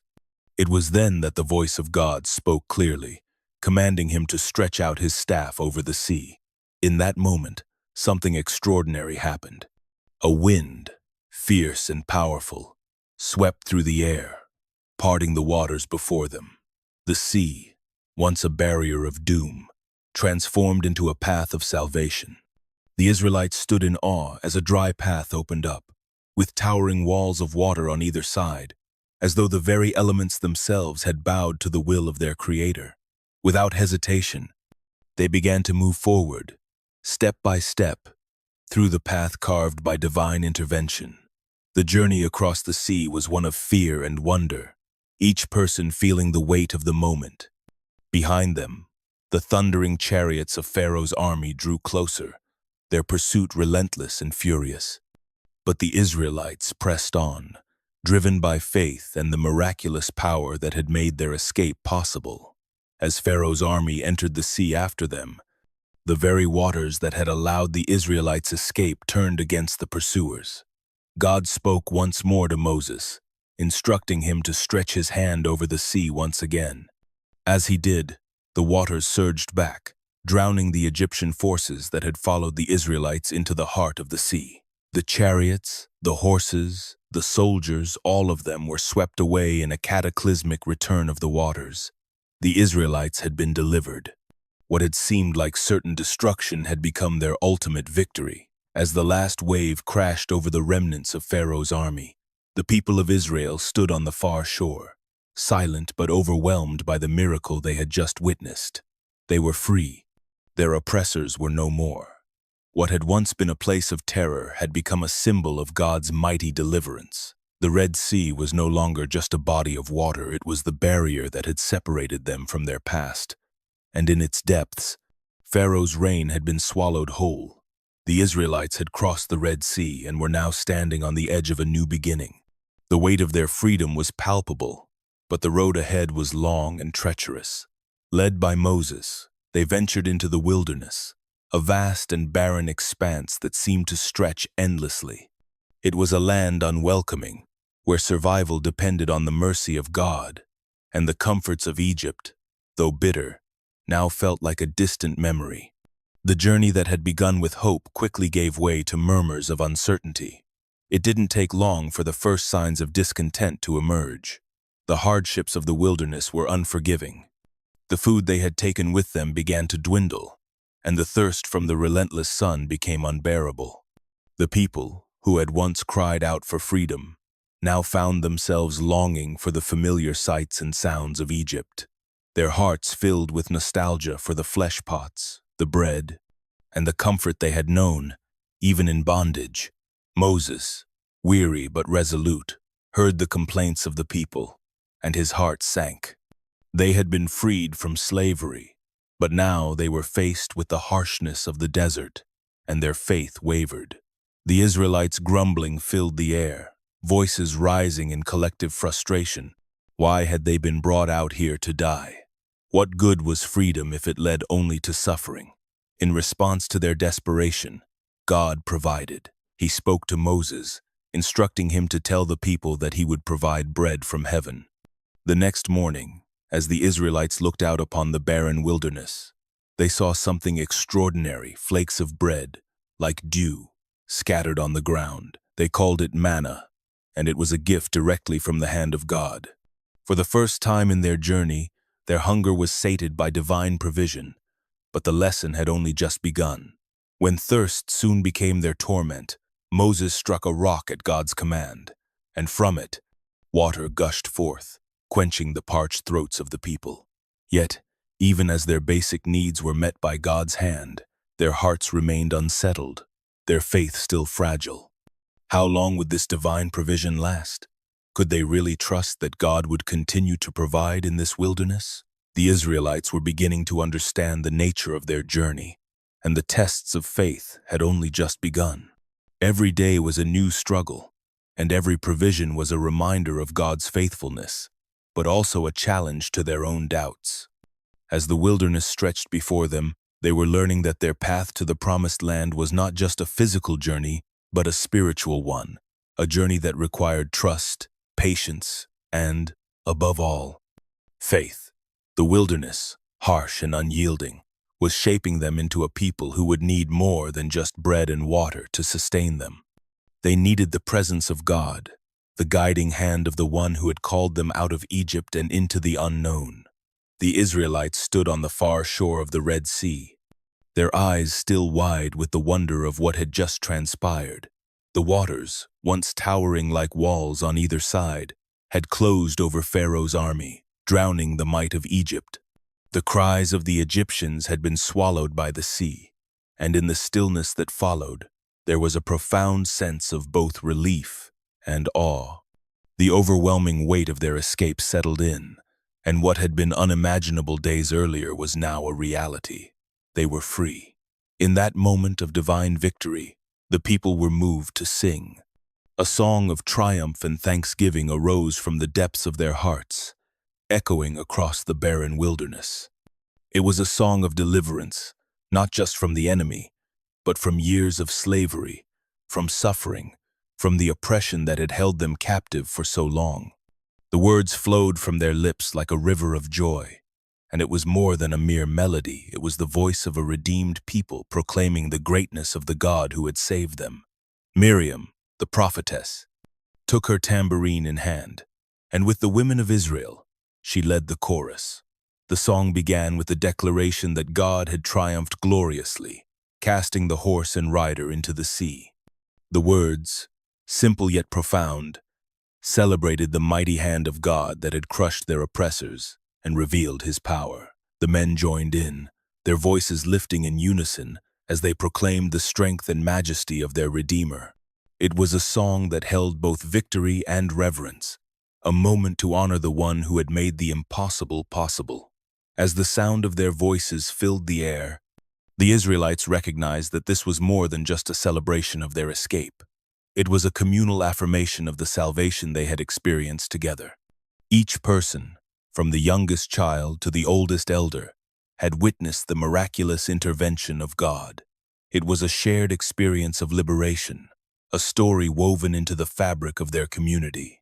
The song united them in a bond that went beyond the physical act of crossing the Red Sea. It connected them in the spirit of deliverance that would shape their identity for generations to come. The song did not simply echo their immediate victory. It echoed the deep, unspoken truth that their freedom was a gift that carried with it the promise of God's continued presence and protection. As the last notes of the song faded into the stillness, there was a quiet understanding among the people. They had been freed, not by their own strength, but by the hand of a God who had not forgotten them. The song, though ending, would never truly stop. It would echo in their hearts as they journeyed forward, a song of hope, of remembrance, and of divine faithfulness that would guide them into the future. The Israelites journeyed deeper into the wilderness, the harsh sun beating down upon them as they moved forward, one step after another. The hope of freedom still burned brightly in their hearts, but the reality of the barren land surrounding them began to weigh heavily. The water they had brought with them had long since been consumed, and their throats were dry, parched from the journey. The promise of a new life, free from the oppression of Egypt, felt distant in the face of such dire need. As the days dragged on, the people's frustration grew. Their steps quickened, driven by an aching thirst, until they arrived at a place called Marah. There, in the distance, they saw a glimmer of hope, a stream, its waters glinting in the sun. But as they rushed forward, eager to quench their thirst, they discovered that the water was bitter, undrinkable. The The joy that had risen in their hearts collapsed in an instant. The long journey had brought them to a place where there was nothing but disappointment, and the cries of the people filled the air. "What are we to drink?" they wailed, their faith shaken by the cruel turn of events. The murmurs of discontent quickly turned to outright anger, and the people began to blame Moses for their plight. "What have you brought us here for?" they demanded. "To die of thirst in this wasteland?" The bitterness of Mara seemed to mirror the bitterness growing within their hearts, a feeling that perhaps the freedom they had so eagerly sought was nothing but a fleeting dream. Yet, amid the rising tide of complaints, Moses turned to the only source of hope he knew, the God who had brought them this far. Moses cried out to the Lord, his heart heavy with the people's despair. And in that moment, God spoke to him, guiding him toward a solution. He instructed Moses to take a piece of wood and throw it into the water. The wood, simple and unassuming, became the instrument of divine intervention. When Moses obeyed and cast it into the bitter waters, something miraculous happened. The waters were transformed, becoming sweet and drinkable. The people, who had been moments away from despair, now found themselves refreshed, their thirst quenched by the provision of the Lord. It was a powerful moment, one that reminded the Israelites that even in the wilderness, even in their darkest hours, God was present. The transformation of the bitter waters of Mara was not just a practical solution, it was a sign of God's care and guidance, a reminder that their journey through the wilderness was not one they would walk alone. As the people drank deeply, their spirits lifted, and they found renewed strength to continue on the path before them. The God who had parted the Red Sea would not abandon them now, even in the face of bitterness and struggle. The Israelites, having experienced the miraculous parting of the Red Sea and the bitter waters of Mara turned sweet, were still not free from the trials of their journey through the wilderness. As they journeyed further into the desert, a new threat emerged on the horizon: the Amalekites. A fierce and warlike people, the Amalekites attacked the Israelites without warning, seeking to crush their newfound freedom before it could take root. The Israelites, though newly freed from the yoke of Egypt, had no experience as an army. They were farmers, herders, and artisans, unprepared for the violence of battle. But the Amalekites were ruthless, attacking from behind, preying on the weak and the vulnerable, those who lagged behind the main group. It was a fight for survival, and the Israelites had no choice but to face the enemy. Moses, seeing the impending danger, called upon Joshua, his trusted assistant, and instructed him to choose men to fight the Amalekites. The battle would take place in the valley below, while Moses would go up to the top of the hill with the staff of God in his hand. The staff, which had witnessed the miracles of the plagues and parted the Red Sea, was to be a symbol of God's presence and power in this moment of crisis. As the battle raged below, Moses stood on the hill with his arms raised in prayer, the staff held high to the sky. When his hands were lifted, the Israelites began to prevail, pushing the Amalekites back. But as Moses grew weary and his hands began to lower, the Amalekites began to gain the upper hand. It was then that Aaron, Moses' brother, and Hur, a companion of Moses, came to his side. They found a large stone for him to sit on, and together they held up his hands, one on each side, so that the staff remained lifted, a symbol of unwavering faith and divine intervention. With Moses' hands upheld, the Israelites fought on, their spirits emboldened by the presence of God in their midst. The Amalekites, once confident in their victory, began to falter as the day wore on. Eventually, the battle turned in the favor of the Israelites, and the Amalekites were defeated. That day marked a turning point for the Israelites.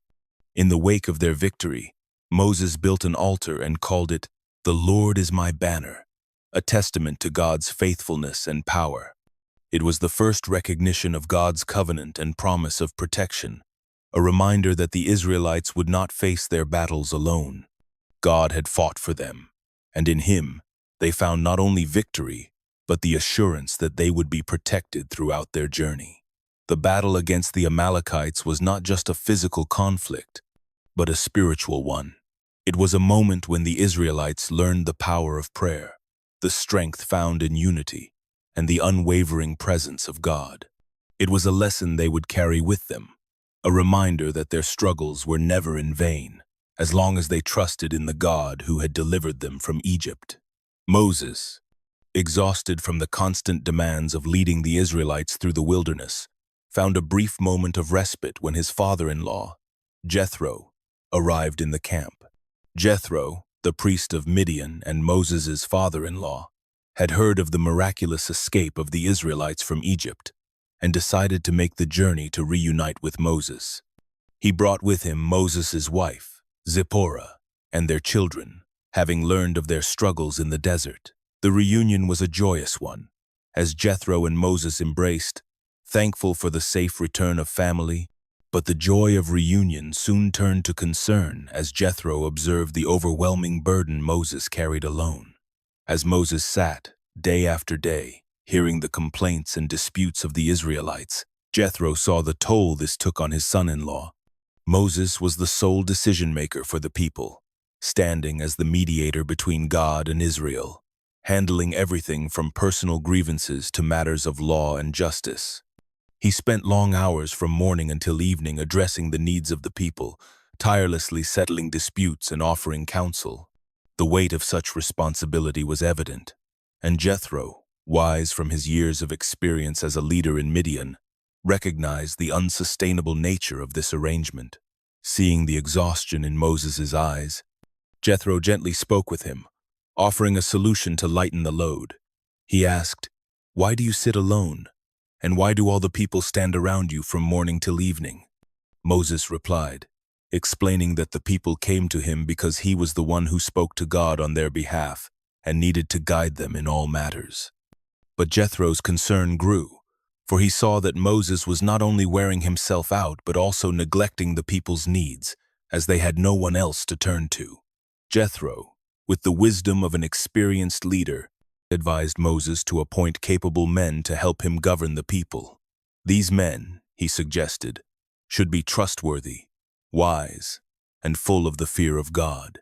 They would serve as judges for smaller matters, while Moses would continue to focus on the most difficult and significant cases. In this way, the burden would be shared, and the people would be better served, as they would have leaders to guide them in every aspect of life. Moses, though initially hesitant, listened carefully to his father-in-law's advice. He recognized the wisdom in Jethro's words and, with God's approval, set about organizing the people into a more structured system of governance. He appointed leaders over thousands, hundreds, fifties, and tens, each responsible for overseeing the people's daily affairs and bringing only the most complex cases to Moses himself. The new system of judges brought order and stability to the Israelites, allowing Moses to focus on his divine mission while ensuring that the people's needs were met. Jethro's visit not only strengthened Moses' leadership but also marked a new chapter in the Israelites' journey, where the foundations of justice and governance were established, providing a lasting framework for the community's growth and survival in the wilderness. The Israelites, after a long and arduous journey through the wilderness, finally arrived at the foot of Mount Sinai. The mountain loomed in the distance, its peak shrouded in clouds and mystery. The air was thick with anticipation as the people set up camp, weary from the journey but filled with a sense of purpose. Here, at this sacred place, God had promised to meet with Moses and give his people a law that would guide them. As the Israelites settled at the base of the mountain, God called Moses up to the summit. The mountain trembled with the presence of the Almighty, and thunder roared from the sky as lightning flashed across the heavens. A dense cloud of smoke enveloped the peak, and the sound of a trumpet, louder than anything the people had ever heard, echoed through the camp. It was a sound unlike any they had ever known, a divine announcement of something great about to unfold. Moses, steadfast and resolute, climbed the mountain, stepping into the heart of the storm that enveloped Sinai. There, on the mountaintop, God spoke to Moses. The voice that had called him from the burning bush now gave him instructions for the people, offering a covenant that would bind Israel to their Creator. The covenant was clear and simple. If Israel obeyed God's laws and kept his commandments, they would be his chosen people, a kingdom of priests and a holy nation. Moses descended to deliver God's message to the Israelites. He gathered the elders and the leaders, and before the people, he declared God's words. The people, having seen the wonders and power of God on the journey, answered with one voice, "All that the Lord has spoken we will do." This commitment marked the beginning of Israel's formal covenant with God. It was an agreement that would define their identity and relationship with the divine for generations to come. But the covenant was not just words. It required action, and God instructed Moses to prepare the people. They were to consecrate themselves, wash their clothes, and abstain from physical relations as a sign of their readiness to enter into God's presence. For 3 days, the people purified themselves, and on the third day, a trumpet sounded, calling them to the foot of the mountain. At that moment, Moses led the people to the base of Mount Sinai, where they stood trembling, watching as the mountain was consumed by smoke and fire. The earth shook beneath them, and the voice of God thundered, proclaiming the 10 Commandments. These laws, etched by God himself, were to become the foundation of Israel's society, shaping their behavior, their worship, and their relationship with one another. The covenant at Sinai was a defining moment in Israel's history, a moment where they were set apart from all nations as God's people, bound by his law. As the people listened to the divine instructions, they understood that they were not just a wandering tribe, but a people with a destiny ordained by the Creator of the universe. The promises made on that mountain would echo through the generations, and the laws given that day would shape their identity as God's chosen people forever. Moses stood at the summit of Mount Sinai, enveloped by the awe-inspiring presence of God. The air around him crackled with divine power, and the earth beneath his feet trembled. From the heart of the cloud, God's voice resounded, breaking through the stillness of the mountain. With these words, God laid the foundation for a new way of life, a moral and spiritual code that would guide the Israelites in their journey forward. As the voice of the Almighty filled the air, the 10 Commandments were proclaimed simple yet profound instructions, written not by human hand, but by the finger of God himself. These words were not just laws. They were the very essence of divine justice, mercy, and righteousness, given to a people on the brink of becoming a nation. The first commandment was a call to allegiance. "You shall have no other gods before me." This was the defining principle of Israel's identity, monotheism, the worship of the one true God. The Israelites were to remember that their freedom from Egypt, their survival in the wilderness, was the work of this one God alone. The second commandment forbade idols, the creation of images to represent the divine. It spoke of the danger of reducing God to something material, something that could be touched or shaped by human hands. "You shall not make for yourself a carved image," it warned, reminding them of God's immeasurable transcendence. The third commandment cautioned against misusing the name of God, a sacred name that carried power and authority. "You shall not take the name of the Lord your God in vain." It was a call to treat the divine with reverence, understanding that words spoken in God's name carried weight. The fourth commandment was a gift of rest, a rhythm for human life. "Remember the Sabbath day, to keep it holy." 1 day a week was set apart to cease from work and rest, not just physically, but spiritually, reconnecting with God and acknowledging that He was the ultimate provider. The fifth commandment called for honoring one's father and mother, laying the groundwork for family and social order. It was a command not just for the individual, but for the community, respect for authority, and the preservation of the sacred family structure. The remaining commandments turned their focus to justice among people. "You shall not murder. You shall not commit adultery. You shall not steal." These were the pillars of societal morality, offering protection to the vulnerable and establishing the sanctity of life and property. "Do not bear false witness against your neighbor," came next, upholding truthfulness and integrity in speech. And finally, the commandment to avoid coveting what belongs to another, calling the people to purity and desire and contentment with what they had. When Moses descended from the mountain, the people, trembling with fear and awe, heard these words and knew that they had been entrusted with something sacred. As the commandments were spoken, the Israelites pledged to follow them, binding themselves to God's law. They accepted the covenant, vowing to live according to the commands given by the Almighty. These 10 commandments, once spoken into the wilderness, would now echo through the lives of the Israelites, becoming the very foundation of their community, their faith, and their future as a nation. The Israelites, restless and uncertain, had waited for 40 days at the foot of Mount Sinai. Moses, who had led them out of Egypt and shown them miracles of divine power, had ascended the mountain to receive further instructions from God. But with each passing day, their faith began to waver.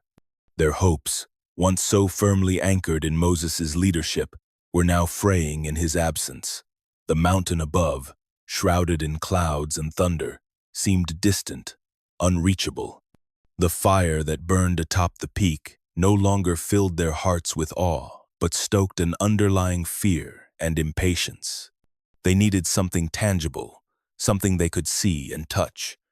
In their growing disillusionment, they turned to Aaron, Moses' brother, and demanded that he make them a god they could worship, a god who could go before them, for they feared that Moses would never return. Reluctantly, Aaron yielded to their request. He instructed them to gather their gold earrings, bracelets, and other treasures, and he melted it down to form a golden calf. With the idol now before them, the people rejoiced, declaring, "These are your gods, O Israel, who brought you up out of the land of Egypt." A feast was prepared, and the people began to offer sacrifices, reveling in their newfound deity. But high on the mountain, Moses was unaware of the calamity unfolding below. God, who had witnessed the scene, spoke with fury to Moses. "Go down, for your people, whom you brought out of the land of Egypt, have corrupted themselves. They have turned aside quickly from the way I commanded them. They have made for themselves a golden calf and have worshipped it and sacrificed to it." The anger of the Lord burned against Israel, and he declared that he would destroy them, to start anew with Moses. But Moses, filled with a deep compassion for his people, fell on his face before God and interceded on their behalf. "O Lord, why does your wrath burn hot against your people, whom you brought out of the land of Egypt with great power and a mighty hand?" Moses pleaded. "Turn from your fierce wrath. Relent from this disaster against your people." In his prayer, Moses reminded God of the covenant made with Abraham, Isaac, and Jacob, asking that his promises be fulfilled. Moses, now with the tablets of the law in his hands, descended the mountain, his heart heavy with the weight of God's anger. As he approached the camp, the sounds of revelry and idolatry reached his ears. His blood ran cold, and in a fit of righteous fury he threw down the tablets of the law, shattering them at the foot of the mountain. The people stood in stunned silence as Moses confronted Aaron, demanding an explanation for their sin. Moses' anger, however, soon gave way to a sorrowful sense of responsibility. He stood before the people, calling for those who were faithful to the Lord to come to him. The Levites responded, and Moses commanded them to strike down the idolaters, for the people had sinned grievously against the Lord. The cost of this sin was heavy, and 3,000 of the people fell that day. But Moses did not abandon the people. In a final act of mercy, he ascended the mountain once more to plead with God on their behalf. "Yet now, if you will forgive their sin, well and good, but if not, please wipe me out of your book that you have written." His plea, born of deep love for his people, was met with a promise of forgiveness, though the consequences of their actions would still be felt. Moses returned to the people with the assurance of God's forgiveness, but the episode with the golden calf had forever marked the Israelites, a warning against the dangers of impatience and the temptation to worship idols. After the tragic episode of the golden calf, Moses knew that the people of Israel had incurred a grave offense against God. Their sin had shaken the very foundation of their covenant with him. Yet, in the wake of their repentance and the intercession that Moses had made, There was still a path forward. God had shown mercy, but the brokenness of the moment lingered. Now, Moses ascended the mountain once more, to seek God's guidance and the restoration of what had been lost. The people watched him leave, their hearts heavy with guilt, uncertain of what the future would hold. Moses' heart, too, was burdened. He knew the weight of the responsibility upon him, the immense task of leading a people who had stumbled so deeply. But despite their failure, Moses remained faithful to the calling he had received. He made his way up the rugged slopes of Sinai, the same place where God had first spoken to him. The mountain, now familiar yet still awe-inspiring, loomed above him, an ever-present reminder of the divine power that had both freed and tested him. As Moses climbed, the air grew thinner, the silence more profound, until he found himself once again in the presence of God. The Lord spoke to him, reassuring him that the people would not be destroyed but would continue as his chosen people. The covenant had not been broken beyond repair, but the law had to be reaffirmed. Moses was to carve 2 new tablets of stone, like the first ones he had shattered in his anger. The first set had been marked with God's commandments, and now Moses would receive those laws again, inscribed by the hand of God himself. As Moses remained on the mountain for 40 days and 40 nights, he did not eat or drink, his focus entirely on the divine revelation. It was during these days that God spoke of his greatness, his holiness, and his mercy. The Lord reminded Moses of his name, declaring that he was the Lord God, merciful and gracious, slow to anger, and abounding in steadfast love and faithfulness, keeping steadfast love for thousands, forgiving iniquity and transgression and sin. It was a declaration of hope, a promise that despite the people's sin, God's love would not depart from them. When Moses descended from the mountain, he carried the new tablets, the symbols of a renewed covenant. His face shone with the radiance of his encounter with God, so much so that the people were afraid to approach him. Moses, however, did not hide the truth of what had transpired. He declared God's renewed promises to Israel, urging them to obey his laws and remain faithful to the one who had called them out of Egypt. This second ascent had marked a pivotal moment, a turning point in Israel's journey, a moment of grace and renewal, but also a challenge to remain steadfast in the face of future trials. Moses had received the law again, but now the people's faith would be tested in ways they could not yet imagine. God's instructions to Moses were detailed, sacred, and precise. As the people of Israel had wandered through the wilderness, they had encountered a God who was powerful, holy, and yet close enough to hear their cries. Now, the time had come for them to build a place where God would dwell among them, a physical manifestation of his presence in their midst. It would be a tent, a tabernacle, to house the glory of God and to serve as the focal point of their worship and devotion. The plans for the tabernacle were laid out in a series of divine revelations that Moses received atop the mountain. God gave him a vision of what this sacred space was to look like, an elaborate, portable sanctuary that could be set up wherever the Israelites camped, but one that would also speak to the eternal nature of God's presence. It was to be made with the finest materials, acacia wood, gold, silver, bronze, and adorned with intricate curtains of purple, blue, and scarlet thread, woven with gold. Every detail mattered, from the design of the Ark of the Covenant, the seat of God's presence, to the altar of sacrifice, where offerings would be made. The tabernacle would contain the Holy of Holies, a place of the highest sanctity, where only the high priest could enter once a year, and only after careful purification rituals. The veil that separated this inner chamber from the rest of the tabernacle was to be a symbol of the separation between the divine and human realms. But through the offerings, sacrifices, and rituals conducted in the outer courts, the people would be able to approach God and seek his favor. It was in the tabernacle that the Israelites would experience the nearness of God, and it was here that Moses would meet with him face to face, as a man speaks to his friend.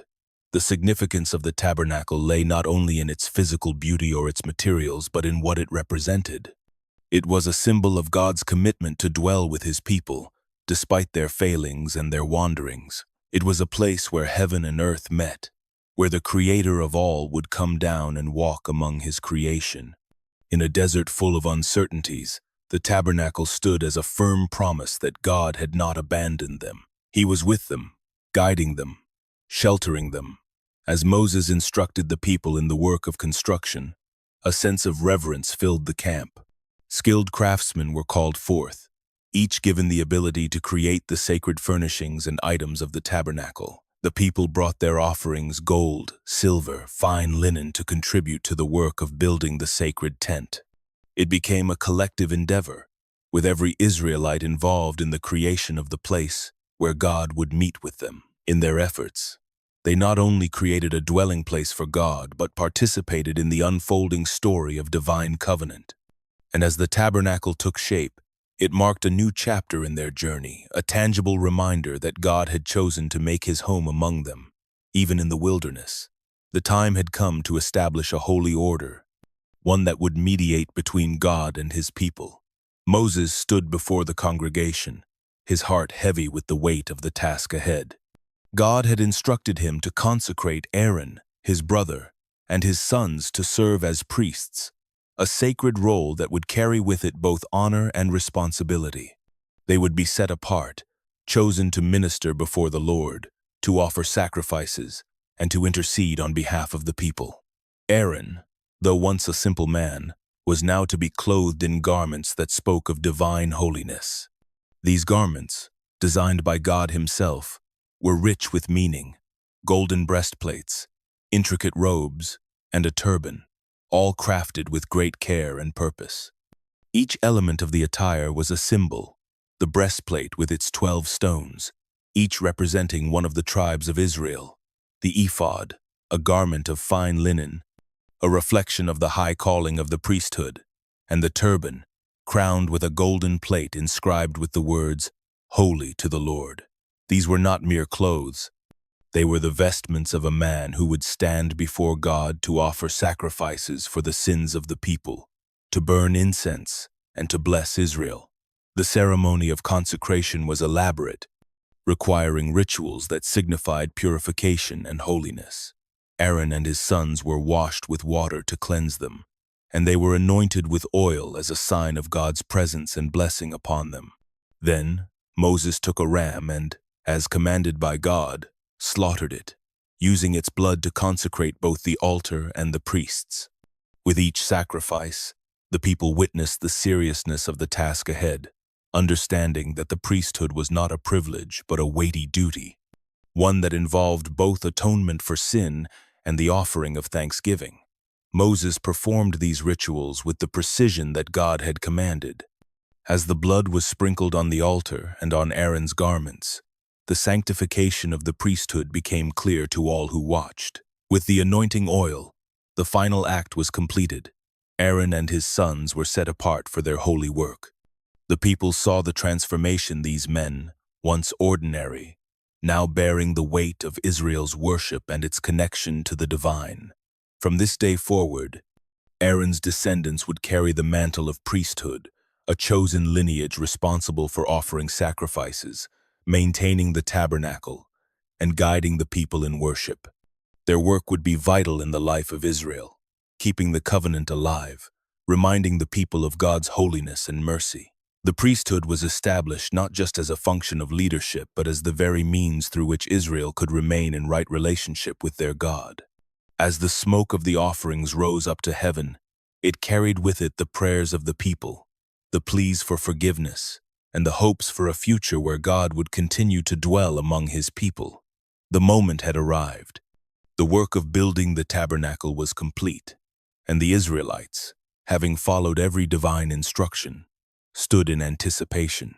The sanctuary, a holy place set apart for the presence of the Lord, had been erected with the finest materials: gold, silver, bronze, and fine linen. Each detail, from the construction of the altar to the intricate design of the curtains, reflected God's desire to dwell among his people. Now, the time had come for the glory of the Lord to make his presence known in this sacred space. As Moses stood before the tabernacle, a cloud began to descend from the heavens.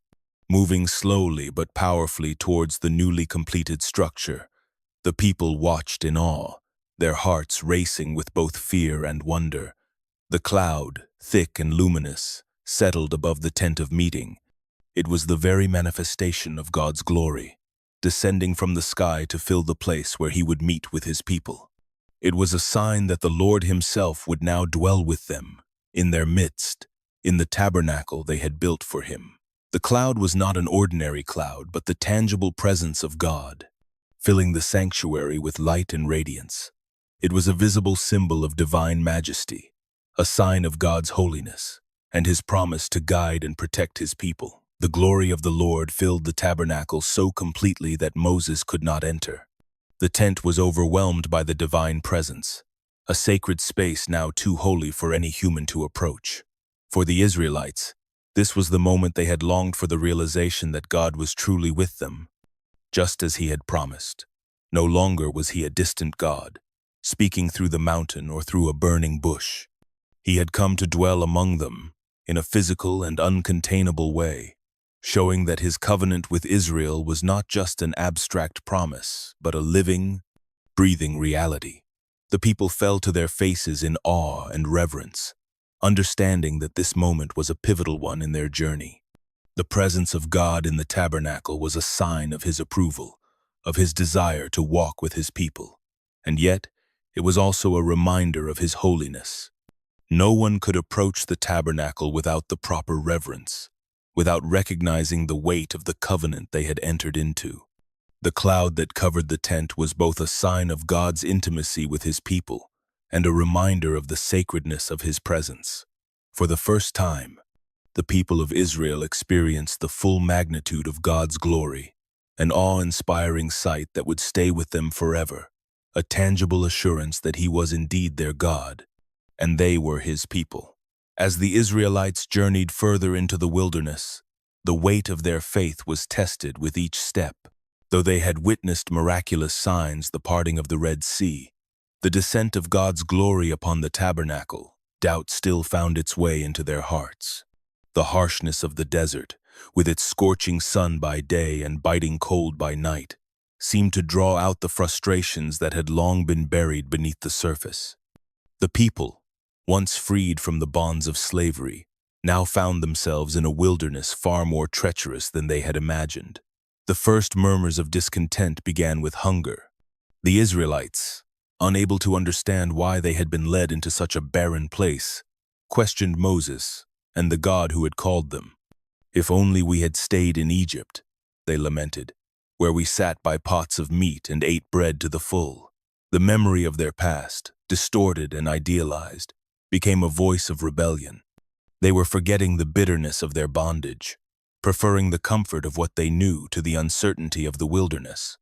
They demanded food, not seeing that God had already promised to provide for them.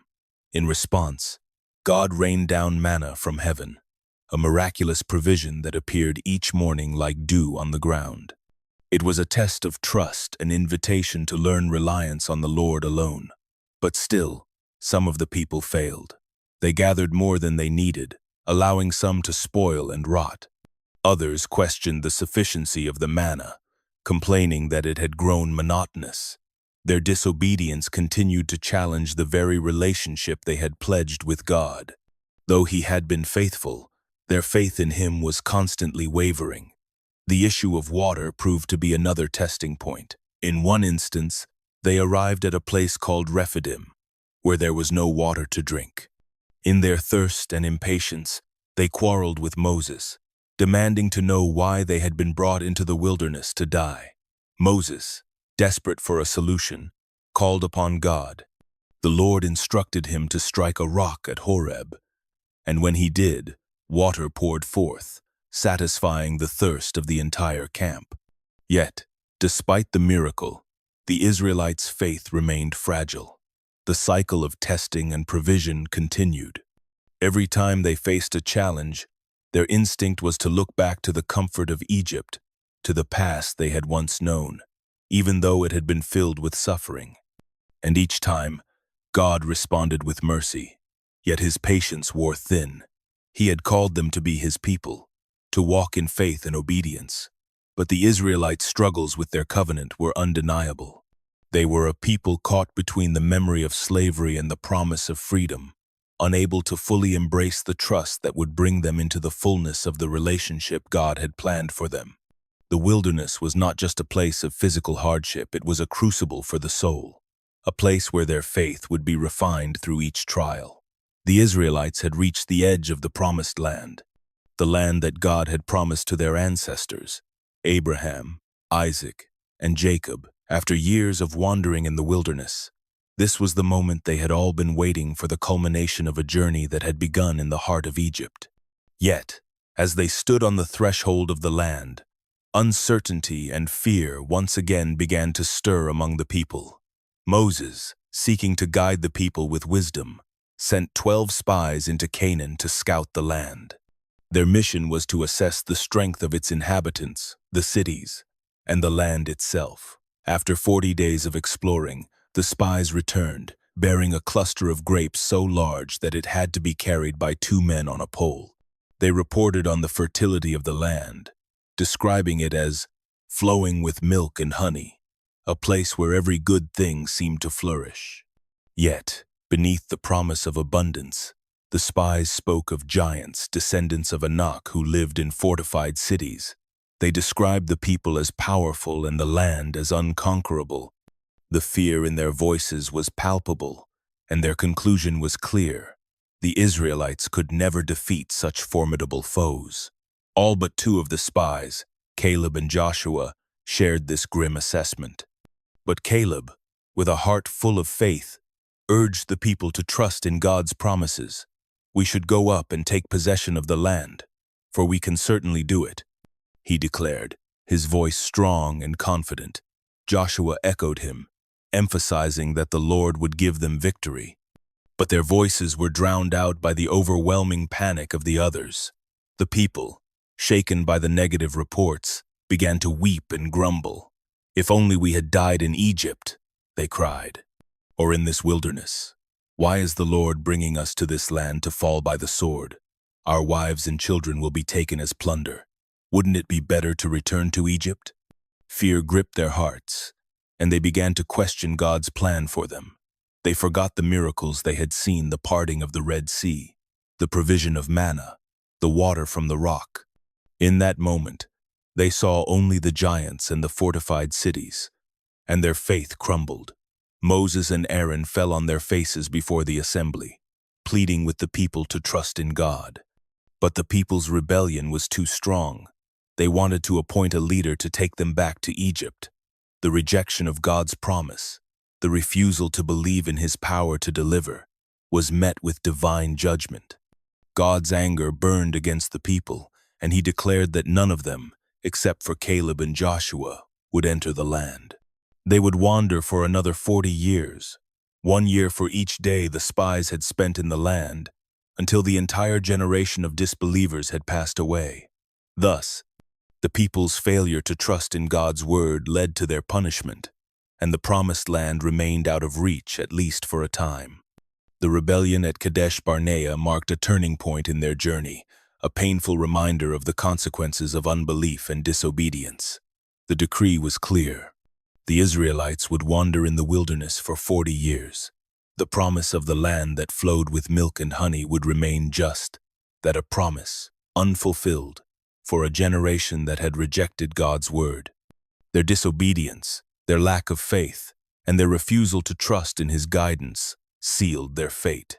The once hopeful march toward the promised land turned into an endless journey through the barren desert, a journey that would last long enough for an entire generation to pass away. Each step forward seemed as futile as the last. The people camped beneath the unforgiving sun, their spirits worn by the heat, their minds clouded by the pain of their disobedience. The older generation, the ones who had witnessed the miracles of Egypt and the parting of the Red Sea, now felt the weight of their choices. The years wore on, and with each passing day, one by one, the leaders and the warriors who had resisted God's call were buried in the sands of the desert. The wilderness became their graveyard, a somber testimony to their failure to enter into the promise that God had set before them. Yet, this wilderness journey was not just a punishment. It was also a time of teaching and shaping. The younger generation, those who had not been part of the rebellion, grew up in the desert. They learned to rely on God's provision in ways their forefathers had not. Manna continued to fall from the sky, and water still flowed from the rock when Moses struck it. Day by day, the Israelites were reminded of their dependence on God, and His faithfulness became ever more evident. They learned the harsh realities of their past mistakes, but they also learned the ways of their God, the ways of justice, mercy, and faithfulness. Moses, now aged and wearied by the constant struggle to lead this people, continued to speak to them, offering them God's law, reminding them of the covenant, and calling them to remember their identity as a people set apart. The book of the law was passed down, the tabernacle maintained, and the people were reminded time and again of the purpose of their journey. This wilderness, this long period of wandering, became a crucible, shaping them from a former slave people into a nation that could claim its inheritance. But even as the old generation passed, the new generation still faced the challenges of faith. They too would be tested in the wilderness. Yet, there was hope. The rebellion that had defined the last 40 years was slowly being replaced with a renewed trust in God. As the years stretched on, the Israelites, now a people matured through struggle, began to understand the cost of their past mistakes, and they longed for the day they would finally see the land that had been promised to them. The wilderness, once a place of punishment, now served as the proving ground for a people ready to step into the future God had prepared. Moses stood before the Israelites one final time, his voice steady but heavy with the weight of his years. The long journey was almost at its end, and though he would not enter the promised land himself, the people needed his final words of wisdom and warning. His speech, filled with both a sense of closure and a call to action, reminded the people of the covenant they had with God. He recounted their history, from their miraculous deliverance from Egypt to the trials of the wilderness, urging them not to forget the Lord's faithfulness. He spoke of the blessings that would come if they obeyed God's commands and the consequences of disobedience. His words were not just a farewell, they were a solemn charge for the future. Moses, having seen so much and led so far, now knew that his time was up. The mantle of leadership would soon pass to Joshua, the man chosen by God to lead the people into the land. It was a transition marked by both sadness and hope, as Moses had poured his life into guiding the Israelites, and yet he trusted God's plan. He spoke to Joshua as well, encouraging him to be strong and courageous, to continue the work that Moses had begun, and to trust in the Lord's guidance. When Moses finished speaking, there was a moment of silence, a sacred stillness as the people reflected on his words. Then, in obedience to God's command, Moses made his way alone to the top of Mount Nebo. From there, he looked out over the land that had been promised to the descendants of Abraham, Isaac, and Jacob. It stretched before him, beautiful and vast, yet just beyond his reach. God had allowed him to see the land, but not to enter it. It was a bittersweet moment, a culmination of Moses' life of sacrifice, leadership, and unwavering faith. He had led the people through their darkest moments, but now it was time for him to rest. There, on Mount Nebo, Moses died. His death was not marked by public mourning or grand ceremony. Instead, it was quiet, a solitary departure between Moses and his Creator. God himself buried Moses in an undisclosed grave, ensuring that no one would know the exact location. His passing marked the end of an era for Israel. With Moses gone, the leadership passed to Joshua. The Israelites, though sorrowful, knew that they had a new leader. Joshua, filled with the spirit of wisdom, would lead them into the land, continuing the work that Moses had begun. As they mourned Moses' death, they also prepared for the future, understanding that the journey was not yet complete, but just entering its next phase. With Moses' passing, A new chapter began for the Israelites. The mantle of leadership now rested squarely on the shoulders of Joshua, the faithful servant who had walked beside Moses throughout the journey. God himself commissioned Joshua in a moment of divine assurance, speaking to him with a clarity that could not be ignored. "Be strong and courageous," God commanded. "Do not be afraid. Do not be discouraged, for the Lord your God will be with you wherever you go." These words, spoken with such certainty, were the foundation on which Joshua would build his leadership. He was not Moses, but he was chosen, and with that calling came the promise of God's unwavering presence. The people, though sorrowful at the loss of their great leader, saw in Joshua the strength and resolve that would carry them forward. He had proven himself through battles and service, and now, with Moses gone, he was ready to guide them into the promised land. As the Israelites gathered, there was a palpable sense of anticipation, a feeling that the long wait was over and the time for action had come. The crossing into the promised land would not be simple. There were fortified cities, powerful armies, and unfamiliar terrain awaiting them. Yet, the God who had parted the Red Sea would now lead them into the land that had been promised to their ancestors. Joshua knew the challenges ahead, but he also knew that God had never failed them before. The first step would be to cross the Jordan River, a task that seemed as impossible as the Red Sea had once been. But Joshua was resolved. He sent spies to the city of Jericho, knowing that they would need to understand their enemy if they were to have any hope of overcoming it. While Joshua made his preparations, he also called the people to remember the covenant. He renewed the commitment to the laws of God and reminded them of the need for faith and obedience. Their entry into the land would be dependent on their fidelity to the one true God. Without him, the land would remain out of reach, just as it had for their parents, who had failed to trust when the 12 spies first brought word of the land decades ago. The mood among the Israelites was a mixture of excitement and apprehension. They had wandered for 40 years, but now the moment had arrived. They would face opposition, yes, but the promise of the land was before them, and with Joshua as their leader, they trusted that God's plan would unfold as he had always intended. The journey had been long, but the end was in sight. The Israelites stood on the banks of the Jordan River, the land they had longed for just beyond their reach. The river, swollen with the spring floods, seemed an insurmountable barrier, and yet the command had been given. Joshua, with unwavering faith, instructed the priests to carry the Ark of the Covenant ahead of the people. It was the symbol of God's presence, and with it, they would move forward into the unknown. As the priests' feet touched the water, a remarkable thing happened. The river, which had been rushing furiously only moments before, parted as the waters of the Jordan rose up like a wall on either side. The Israelites stood in awe as the ground beneath their feet became dry, just as it had been at the Red Sea. The miracle of the crossing was not lost on them. It was a sign that God, who had brought them out of Egypt, was still with them, guiding them to the land he had promised. With the waters held back, the people crossed over in a great procession, walking boldly into the land that had been promised to their forefathers. The long wait was over, and now the land of Canaan, rich with promise and opportunity, was theirs to claim. They had walked through the wilderness for 40 years, enduring hardships and testing their faith, but now they could finally take possession of the land that had been foretold to Abraham, Isaac, and Jacob.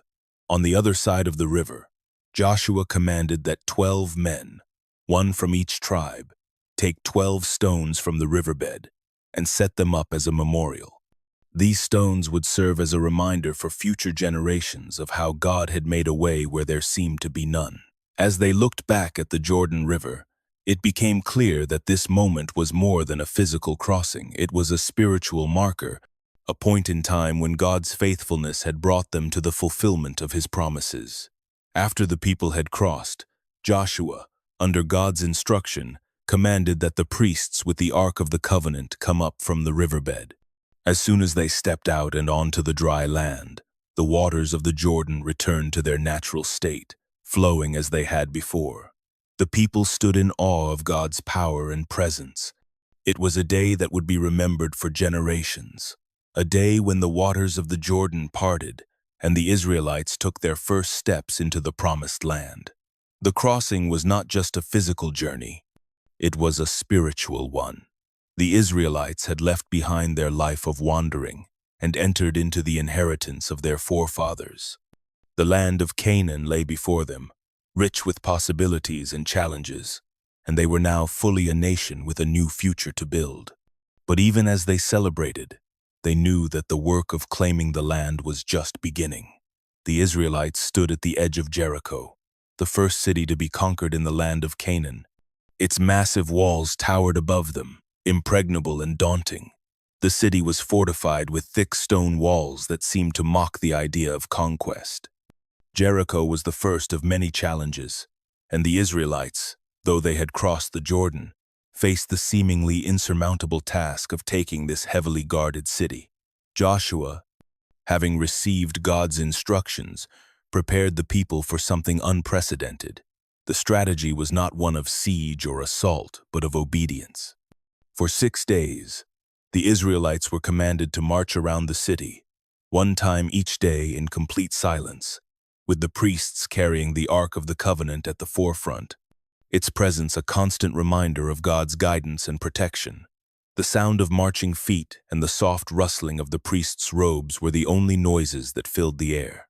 Each day, the city's residents would watch from their high vantage points, perplexed and perhaps mocking the strange procession that made its way around their city, but no one understood the purpose behind the act. On the 7th day, the command was different. They were to march around Jericho 7 times, and on the final march, the priests would blow their trumpets, and the people would shout with all their might. The sound of the horns would be a signal, a declaration of God's sovereignty, a call to the heavens. At Joshua's signal, the Israelites shouted, and in that moment, something extraordinary happened. The ground beneath their feet trembled, and the very walls of Jericho, those towering, imposing walls, collapsed. Not through force, nor through any weapon of war, but by the power of God's word and the obedience of his people. The walls crumbled in a violent, miraculous way, leaving the city vulnerable to the advancing Israelites. The soldiers rushed in, overwhelmed by the unexplainable victory that had been won through faith and trust in God's instructions. Jericho, once so proud and mighty, lay in ruins, and the Israelites had taken the first step in claiming their inheritance. This victory was more than just the fall of a city. It was a testimony of God's power and his ability to fulfill his promises. The Israelites had trusted in the seemingly impossible plan, and in doing so, they had witnessed firsthand the might of the God who had led them out of Egypt and parted the Jordan River. Jericho, like Pharaoh's army at the Red Sea, had been brought to its knees not by the strength of men, but by the faithfulness of God. The fall of Jericho marked the beginning of Israel's conquest of Canaan, but it also marked a turning point for the people. The battle was won not through might, but through obedience. The Israelites now understood that it was not their own power that would secure the land, but their trust in the God who was leading them, step by step, into the fulfillment of his promise. The conquest of Canaan began in earnest after the fall of Jericho, as the Israelites prepared to secure the land promised to their ancestors. Joshua's leadership was immediately tested as they turned their attention to the next cities, one by one. The task before them was monumental, for Canaan was not an empty land, but one inhabited by various tribes and kingdoms that would not easily surrender their territory. It was a land of fortified cities, vast armies, and entrenched resistance. Yet, the Israelites were not just a group of wanderers. They were an army molded by years of hardship in the wilderness, disciplined and united under the banner of God's promise. Joshua, a man of both wisdom and faith, led them with steady resolve, guided by the knowledge that each victory was not merely a military triumph, but a step closer to fulfilling the divine covenant. His leadership was not only based on his skill in battle, but also in his ability to keep the people's focus on the spiritual nature of their mission. The first of these campaigns took them to the city of Ai. Unlike Jericho, Ai seemed to be a more straightforward target, but it proved to be a stinging reminder that victory was not assured without complete obedience. The initial attack failed, and 36 Israelites were killed.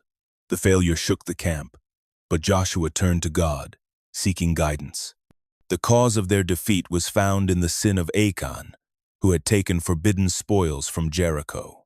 Once the sin was purged from the camp, the Israelites returned to Ai, this time with the full blessing of God. They outsmarted the city's defenders by setting an ambush, and Ai fell in a decisive and overwhelming victory. From Ai, Joshua turned his eyes toward the larger task of subduing Canaan. He and the Israelites faced a succession of battles, each with its own challenges, as they moved to conquer city after city. But Joshua was not just a warrior, he was a tactician. He formed strategic alliances with some of the neighboring tribes, notably the Gibeonites, who, in a display of cunning, tricked the Israelites into making a treaty with them. This alliance, while founded on deceit, played a crucial role in Joshua's plans, providing both valuable resources and military support. As the Israelites continued their campaigns, the momentum shifted in their favor. Cities fell one by one, Jericho, Ai, and many others, each victory affirming that they were not just fighting for land but for a promise fulfilled. But their success was not purely due to their military prowess. It was the result of their unwavering trust in the God who led them. Every battle, every victory was a testament to his faithfulness, and under Joshua's leadership, the Israelites began to understand that the conquest of Canaan was about more than land. It was about establishing God's kingdom on earth.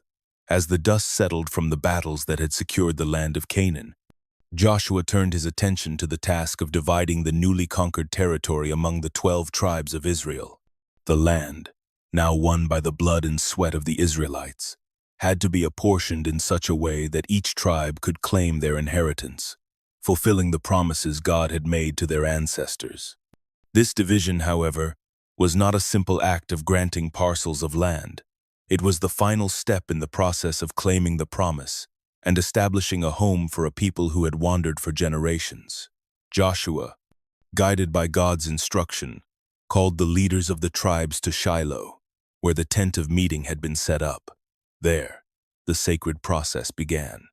The land was divided by lot, with each tribe receiving its portion according to the size and needs of its people. The Levites, however, were not granted a large inheritance of land like the others.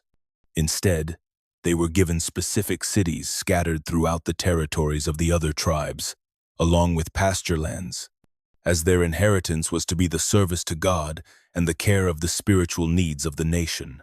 The allocation of the land was a solemn and significant moment in Israel's history. It was not just a matter of dividing real estate. It was the realization of a divine promise. Each plot of land represented God's faithfulness, each boundary a testament to the covenant between God and his people.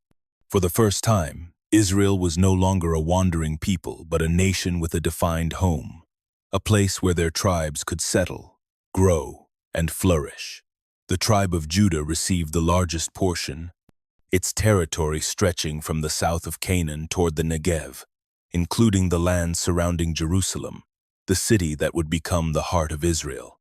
Ephraim and Manasseh, descendants of Joseph, also received large portions, settling in the central and northern regions. The remaining tribes were distributed across the land, each receiving its own place, its own identity within the nation.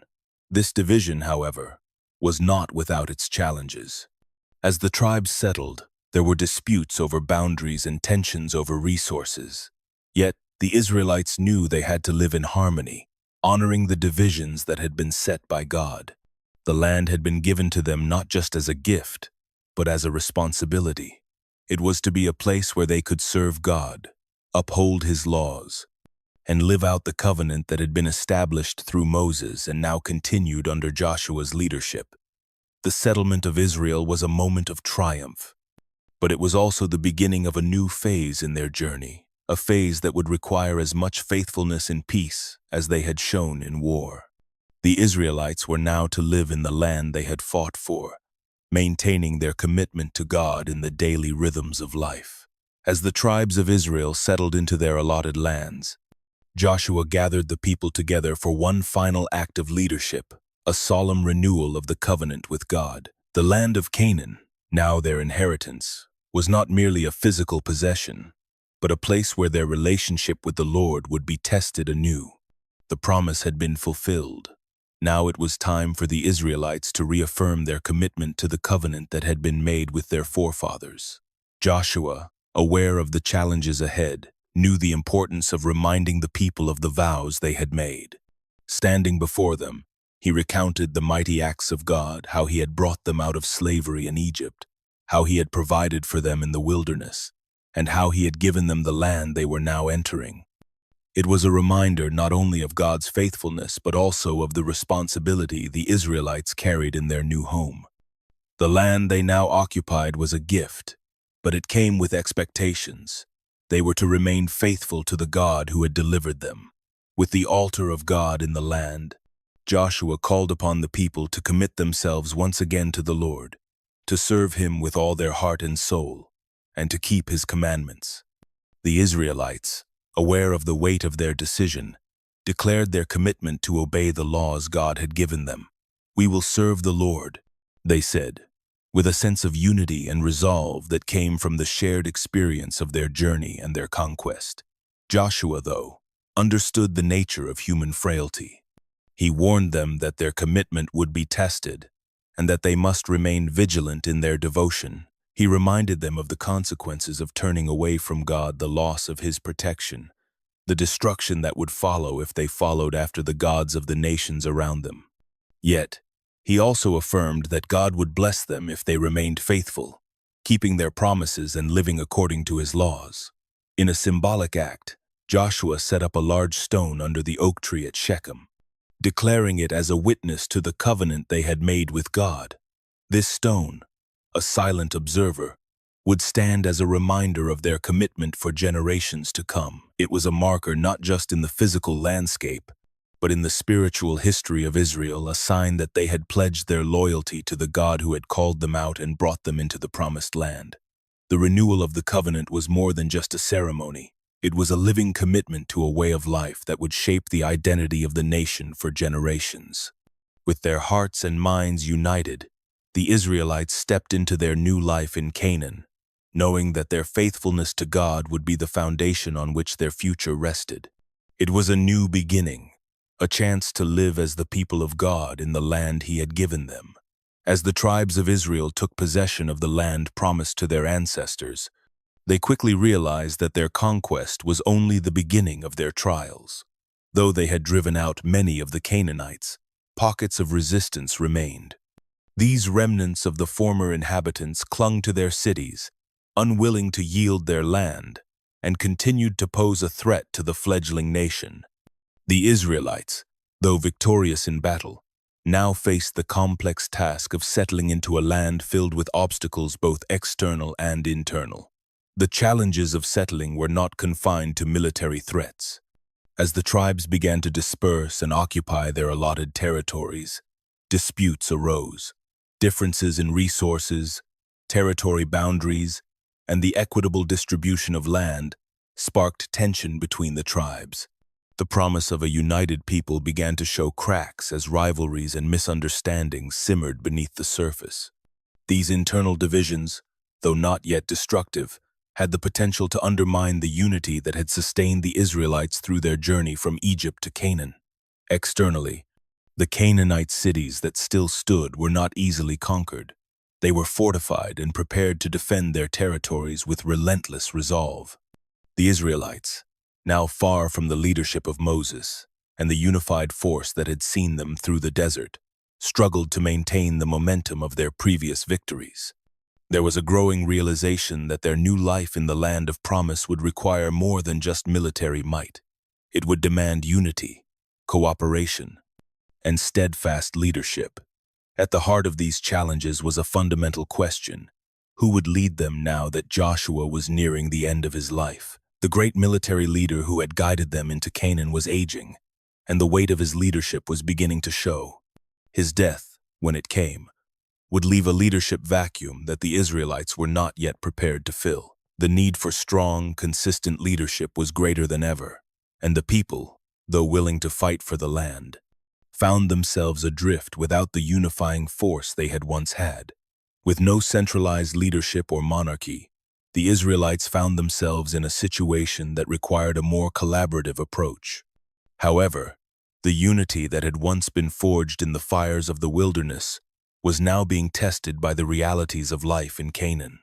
The tribes, still learning to navigate their new roles as individuals within a larger community, faced difficult choices that would shape their future. These struggles were not just logistical or military, they were spiritual as well.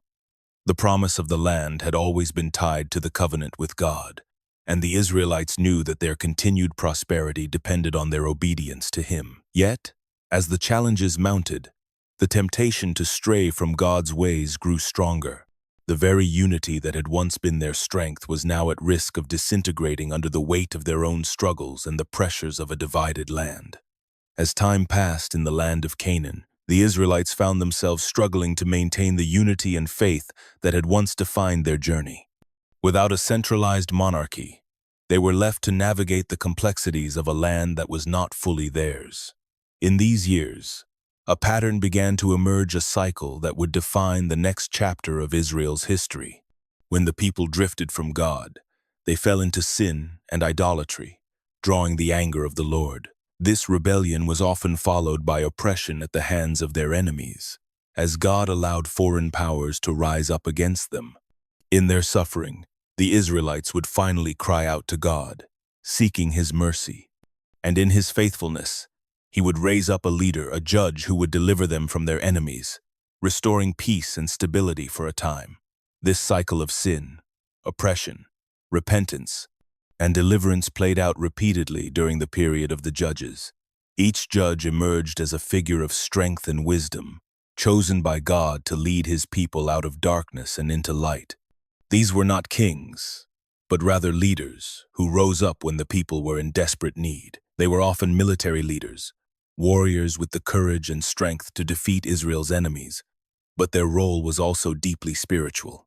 They reminded the people of God's promises and His laws, calling them back to faithfulness in the face of their temptation to turn to false gods. The judges were a mixed group, some righteous, some flawed, but all were instruments in God's hands. Deborah, the prophetess, rose to prominence during a time of oppression, leading Israel in a time of peace and victory over their enemies.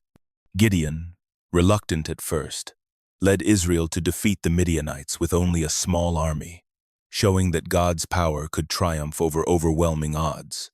Samson, a man of great strength yet moral failure, became both a hero and a tragic figure, reminding the people of the importance of their relationship with God.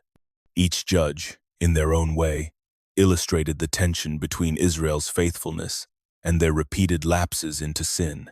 As the cycle continued, the Israelites found themselves caught in a pattern they could not escape. When a judge died, the people often returned to their old ways, falling back into idolatry and sin.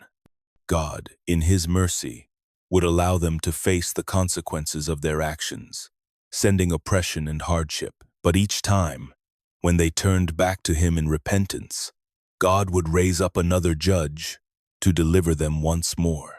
It was a cycle that seemed endless, a reminder of the Israelites' inability to remain faithful without divine intervention. In this period of instability, the need for a permanent solution grew. The judges could only offer temporary relief, but the people longed for something more. They needed a king, a leader who could unite them, secure the land, and lead them in faithful obedience to God. But the era of the judges was also a time of spiritual formation, a season where Israel would learn that true deliverance would not come through a human leader alone, but through a faithful relationship with the God who had brought them out of Egypt and into the Promised Land. Deborah stood alone as the only female judge in the history of Israel. In a time when leadership was often reserved for men, her rise to power was both extraordinary and divinely ordained. Deborah was not just a judge in the sense of resolving disputes or administering justice. She was a prophetess, a woman who spoke with the authority of God and whose words guided the people. The Israelites, oppressed by the Canaanite king Jabin, were in desperate need of direction and deliverance. For 20 years, they had suffered under the rule of Jabin's general, Sisera, whose army was vast and terrifying. The Israelites, helpless against such a powerful foe, cried out to the Lord for rescue, and in answer to their plea, God raised up Deborah. With wisdom and courage, Deborah summoned Barak, a military leader from the tribe of Naphtali, to lead an army against Sisera. She delivered a message from God, instructing him to gather 10,000 men and march toward Mount Tabor. Despite Deborah's command and God's promise of victory, Barak hesitated, unwilling to lead without her presence by his side. His fear was met with Deborah's resolute response, "I will go with you, but the honor will not be yours. The Lord will give Sisera into the hands of a woman." True to God's word, Deborah did indeed go with Barak, and the battle that followed would become a defining moment in Israel's history. As the armies clashed, the Lord sent a powerful storm, flooding the Kishon River and immobilizing Sisera's chariots, giving Israel the upper hand. Sisera, realizing the battle was lost, fled the scene and sought refuge in the tent of Jael, a woman of the Kenite tribe. However, Jael took matters into her own hands. She invited Sisera in, offered him comfort, and when he fell asleep, drove a tent peg through his skull, ending his life. It was the fulfillment of Deborah's prophecy. A woman, not a man, would claim the victory. This event marked the beginning of 40 years of peace in Israel, as the Canaanites were finally defeated. Deborah's leadership was not just a military triumph.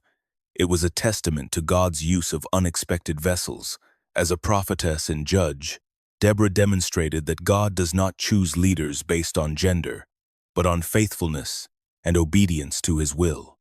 Her story also underscored the significant role women played in Israel's early history, a reminder that their contributions were vital to the unfolding of God's plans.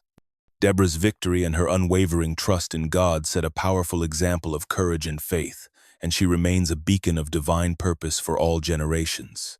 Gideon's story began in the midst of deep fear and uncertainty. The Israelites, once again, had fallen into disobedience, and the Midianites, with their oppressive rule, had brought Israel to the brink of despair. The Midianites ravaged the land, stealing crops and livestock, leaving the Israelites impoverished and fearful. In a desperate cry for help, Israel turned to God, and his answer came in the form of Gideon, a man who was unsure of his own worth and capability. Gideon, a humble farmer, was visited by an angel while he was threshing wheat in a winepress, hiding from the Midianites. The angel's message was startling. "The Lord is with you, mighty warrior." Gideon, taken aback by this proclamation, responded with doubt, asking why God would choose him when Israel was suffering. He came from the weakest tribe, and his own family was the least among them. But God, unwavering in his choice, assured Gideon that he would be with him, and with God's power, he would defeat the Midianites as one man. To confirm God's will, Gideon asked for signs. First, he placed a fleece of wool on the ground, asking God that if he truly intended to deliver Israel through him, the fleece would be wet with dew while the ground remained dry. When this happened, Gideon asked for one more sign this time.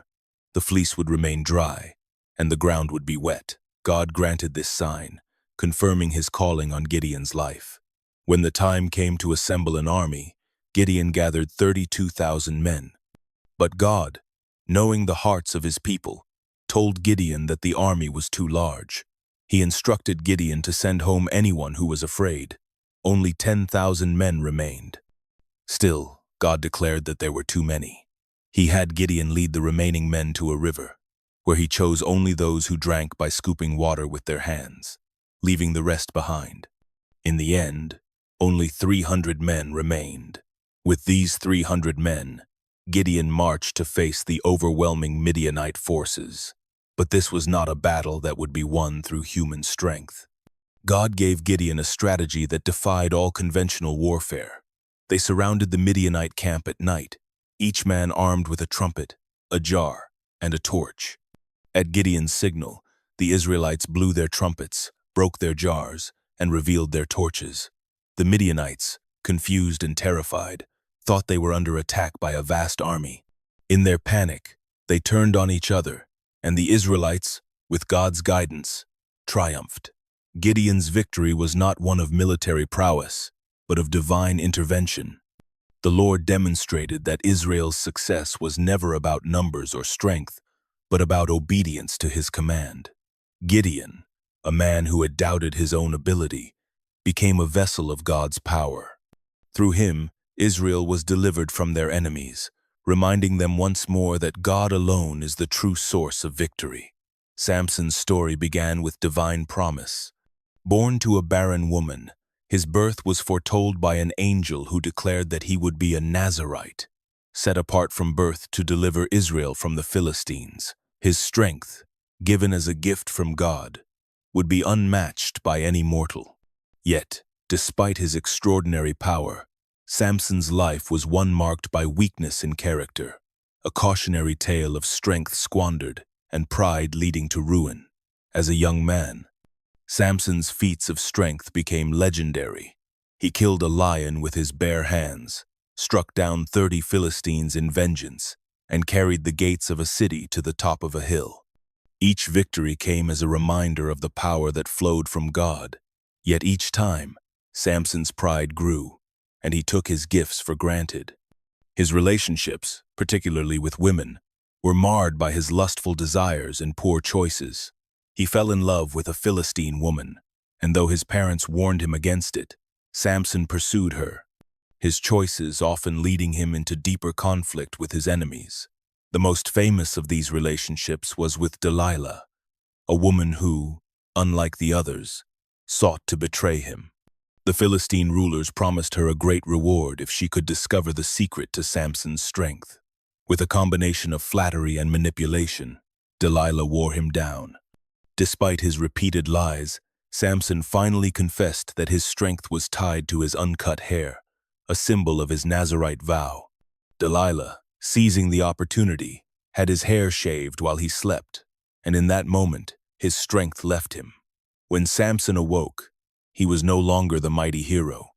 Captured by the Philistines, his eyes were gouged out, and he was forced to grind grain in prison. For all his power, Samson had allowed his personal weaknesses to overshadow his divine calling. But it was in this low point that Samson began to turn back to God. In his captivity, he prayed for strength one last time, asking God to remember him, to give him the power to defeat the Philistines in his final act. During a grand celebration in a Philistine temple, Samson was brought out to entertain his captors. With his hair now beginning to grow back, Samson stood between the two central pillars of the temple. In a final moment of prayer, he asked God to restore his strength just once more. With a mighty push, he collapsed the pillars, bringing down the entire building upon the Philistine rulers and thousands of their people. In that moment of destruction, Samson achieved the redemption of his mission, fulfilling his purpose to deliver Israel from the Philistines, though at the cost of his own life. Samson's life was a paradox of power and vulnerability. His physical strength, the very thing that made him legendary, was often overshadowed by his moral weaknesses. His pride, his indulgence in personal desires, and his disregard for his vows led him to tragic downfall. Yet, in his final act, Samson found redemption through humility and repentance, showing that even in the darkest moments, God's purpose can be fulfilled. The people of Israel, after centuries of wandering and being led by judges, began to yearn for something more: a king who would unite them, bring them stability, and lead them in battle. The era of the judges had been marked by cycles of rebellion, oppression, and deliverance. But Israel was still fragmented, each tribe often acting in its own interest. The rise of the monarchy was seen as a solution to these divisions, but it was also fraught with challenges. The Israelites' desire for a king was, in part, a response to the growing threat from surrounding nations, particularly the Philistines, who had made incursions into Israelite territory. The people looked around at the kingdoms of the world and saw the strength and unity that came with centralized rule. Samuel, the last of the judges, was reluctant to see this change. He had been the people's spiritual leader, guiding them through his wisdom and relationship with God. But as the people demanded a king, God made it clear to Samuel that they were not rejecting him, but rejecting God's direct rule over them. Reluctantly, Samuel anointed Saul, a man from the tribe of Benjamin, as Israel's first king. Saul's rise to the throne marked a pivotal moment for Israel. At first, Saul appeared to be everything the people had hoped for. He was tall, handsome, and strong, someone who looked the part of a king. Under his leadership, Israel won battles against the Ammonites, securing his position as a respected leader. Yet, despite his early successes, Saul's reign soon began to show signs of weakness. His impulsive nature, lack of faith, and disobedience to God's commands became apparent. In a critical moment, Saul made a rash decision, offering a sacrifice himself rather than waiting for Samuel, and God's favor began to slip away. The unity that Israel sought through the monarchy remained elusive. Saul's failures as a king became more pronounced, and while he tried to hold on to power, his relationship with Samuel and with God grew strained. The kingdom was divided not just by external enemies, but by internal strife. Tribal loyalties remained strong, and there was a deep-seated reluctance among many to unite fully under a single ruler. This division, coupled with Saul's inability to lead Israel in a way that brought peace and justice, paved the way for the rise of a new leader. As Saul's reign faltered, God directed Samuel to anoint David, a young shepherd from Bethlehem, to be the future king of Israel. David's rise was not without controversy, and his journey to the throne was marked by tension, struggle, and the constant pursuit of Saul. Yet, even as Saul's kingdom began to crumble, a new hope for unity and strength began to emerge in David, a man after God's own heart.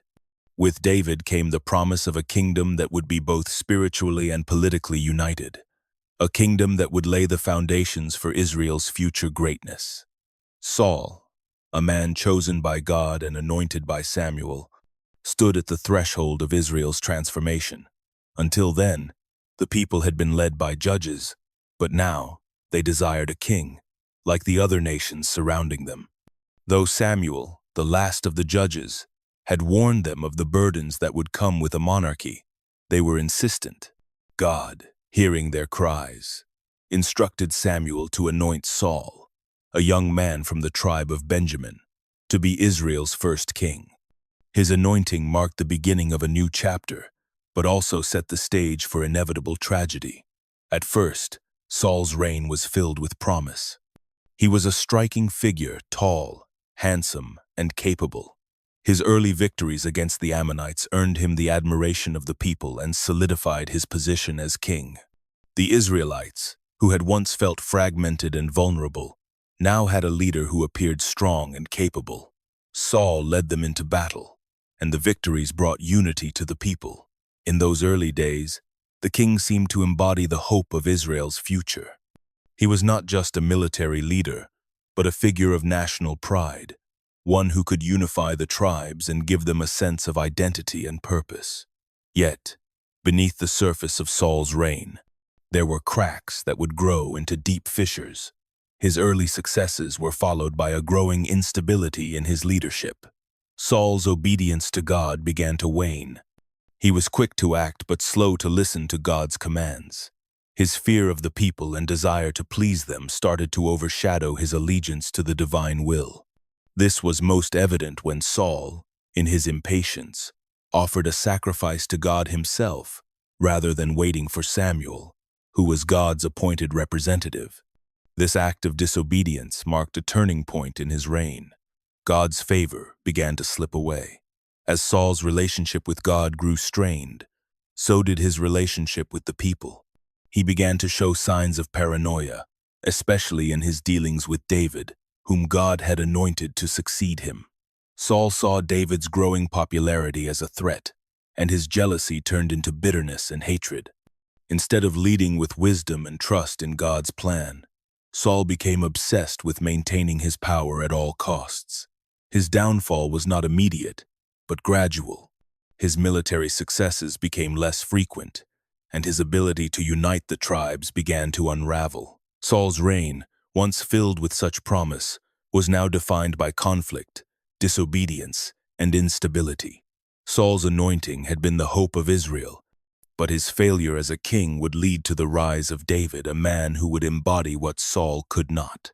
As Saul's reign crumbled, it became clear that Israel's future lay not in Saul's strength, but in God's chosen servant, David. David, the youngest of 8 brothers, was a humble shepherd boy from Bethlehem, far removed from the royal court or the battlefield. Yet, in the stillness of the fields, God saw in him the heart of a king. When Samuel, guided by divine will, was sent to anoint a new king for Israel, he was led to the house of Jesse. Samuel, expecting to find the chosen one among the older, more imposing brothers, was taken aback when God directed him to David, young, ruddy, and tending sheep. It was a choice that confounded human expectations but aligned perfectly with God's vision for Israel. David's rise to prominence began in the most unlikely of places. As the anointed king, he still had to wait, as Saul's reign was far from over. In the meantime, David's destiny was shaped by his courage and faith. His opportunity to demonstrate this would come when Israel faced the giant Philistine warrior, Goliath. The mighty Goliath, clad in armor and towering over his enemies, taunted the Israelites for 40 days, demanding a champion to fight him in single combat. The Israelite army trembled at his challenge. But David, hearing the challenge and the defiance of Israel's God, was not intimidated. He saw Goliath not as a warrior to be feared, but as an enemy of God's people. With nothing but a sling, 5 smooth stones, and his unshakable faith in God, David volunteered to face the giant. King Saul, initially reluctant, allowed him to go, though he offered David his own armor too large and unwieldy for the young shepherd. David rejected the armor and, armed with just his sling, approached Goliath. As the giant mocked him, David's words rang out, declaring that the battle was not his, but God's. With a single skillful stone from his sling, David struck Goliath on the forehead, and the giant fell. David, undeterred by the giant's size or armor, demonstrated that faith in God could overcome any obstacle. The victory over Goliath sent shockwaves through Israel. The young shepherd, who had once been overlooked by his family and society, became the hero of the moment. His fame spread like wildfire. The people sang his praises, and Saul, who had once been Israel's hope, began to feel threatened by the rise of this young man. David's courage and unwavering faith in God earned him a place in the hearts of the people, and his journey toward kingship had begun. His rise was not just a victory of arms, but a victory of divine purpose, setting him on a path to become one of the greatest kings in Israel's history. The once humble shepherd had been transformed into a champion, and in doing so, he became the living embodiment of God's power to elevate the lowly and humble the proud. Solomon's reign marked a golden age for Israel, a time of peace, prosperity, and unprecedented wisdom. As the son of David and Bathsheba, Solomon inherited a kingdom united and powerful, but it was his own character, shaped by a divine calling, that would elevate Israel to its zenith. Early in his reign, Solomon made a momentous decision that would define his kingship. When God appeared to him in a dream, offering to grant him anything he desired, Solomon asked for wisdom. His request pleased God, who not only granted him unparalleled wisdom but also wealth, fame, and influence. Solomon became renowned for his judicious decisions, including the famous case where 2 women came to him, each claiming to be the mother of the same child. Solomon's wise ruling, suggesting the child be cut in 2, revealed the true mother, showing the depth of his understanding. With wisdom as his foundation, Solomon embarked on ambitious projects that would leave a lasting mark on Israel's history. His greatest achievement was the construction of the temple in Jerusalem, a project that had eluded his father David. The temple would be a permanent dwelling place for the Ark of the Covenant, symbolizing God's presence among his people. Solomon spared no expense, using the finest materials, cedar from Lebanon, gold, silver, and precious stones. Skilled artisans, laborers, and craftsmen from across the kingdom worked under his direction, and after 7 years, the temple stood as a monumental testament to Israel's devotion and God's glory. It was not just a building. It was the spiritual heart of the nation, a symbol of divine favor and the fulfillment of a promise that had begun generations earlier. Solomon also expanded Israel's influence across the known world. His alliances, particularly his marriage to the Queen of Sheba, brought diplomatic ties and economic prosperity. The wealth of Israel grew as trade flourished, with Solomon overseeing a vast network of merchants, fleets, and resources. His wisdom attracted leaders from distant lands who came to Jerusalem to hear his teachings, and Israel's power became a beacon to the surrounding nations. However, the peace and prosperity that Solomon had built was not without its challenges. As he grew older, the weight of his many alliances, along with the influence of foreign gods and idols, began to erode the purity of his faith. Despite his wisdom, Solomon's heart was swayed by the temptations of idolatry, a deviation that would ultimately lead to the kingdom's division after his death. But for the duration of his reign, Solomon's Israel was at the height of its glory. The land was prosperous, the people were content, and God's presence was felt most profoundly in the grandeur of the temple. Solomon's reign, though ultimately marred by his later mistakes, stands as a pinnacle in the history of Israel, a time when wisdom, wealth, and divine favor converged to create an era of peace and greatness unmatched in the nation's history. After Solomon's death, the kingdom of Israel, once united under a powerful and wise ruler, fractured into two separate entities. The northern tribes, dissatisfied with Solomon's heavy-handed rule and the taxes imposed to support his grand projects, rebelled against his son Rehoboam. The 10 northern tribes formed the kingdom of Israel, while the southern tribes of Judah, led by Rehoboam, remained loyal to the Davidic line. This division marked the beginning of a long period of decline for both kingdoms, as the seeds of discontent and division took root. In the northern kingdom of Israel, kings rose and fell rapidly, most of them abandoning the worship of the true God for the idolatry of golden calves. The sin of Jeroboam, the first king of Israel, was never fully erased, and his successors followed in his wicked ways. Idolatry, injustice, and a lack of adherence to God's covenant led to the eventual downfall of Israel. Despite the occasional rise of reformers and prophets calling for repentance, the people refused to turn back to God, and their society sank further into moral decay. The southern kingdom of Judah, though more faithful to the Davidic line, was not immune to the same cycles of rebellion and judgment. While some kings, like Hezekiah and Josiah, sought to restore the worship of the one true God and remove the idols from the land, their reforms were short-lived. The people's hearts remained divided, and the pull of foreign gods and alliances with pagan nations proved too strong to overcome. Judah's eventual decline came through the actions of its last kings, who failed to heed the warnings of the prophets. The kingdom was weakened by internal strife and external threats, and its downfall seemed inevitable. As the northern kingdom of Israel continued its downward spiral, it was ultimately conquered by the Assyrians in 722 BCE. The 10 tribes were scattered and lost to history, their identity obliterated as they were exiled to distant lands. Judah, though it lingered a little longer, was also eventually overtaken by the Babylonians in 586 BCE.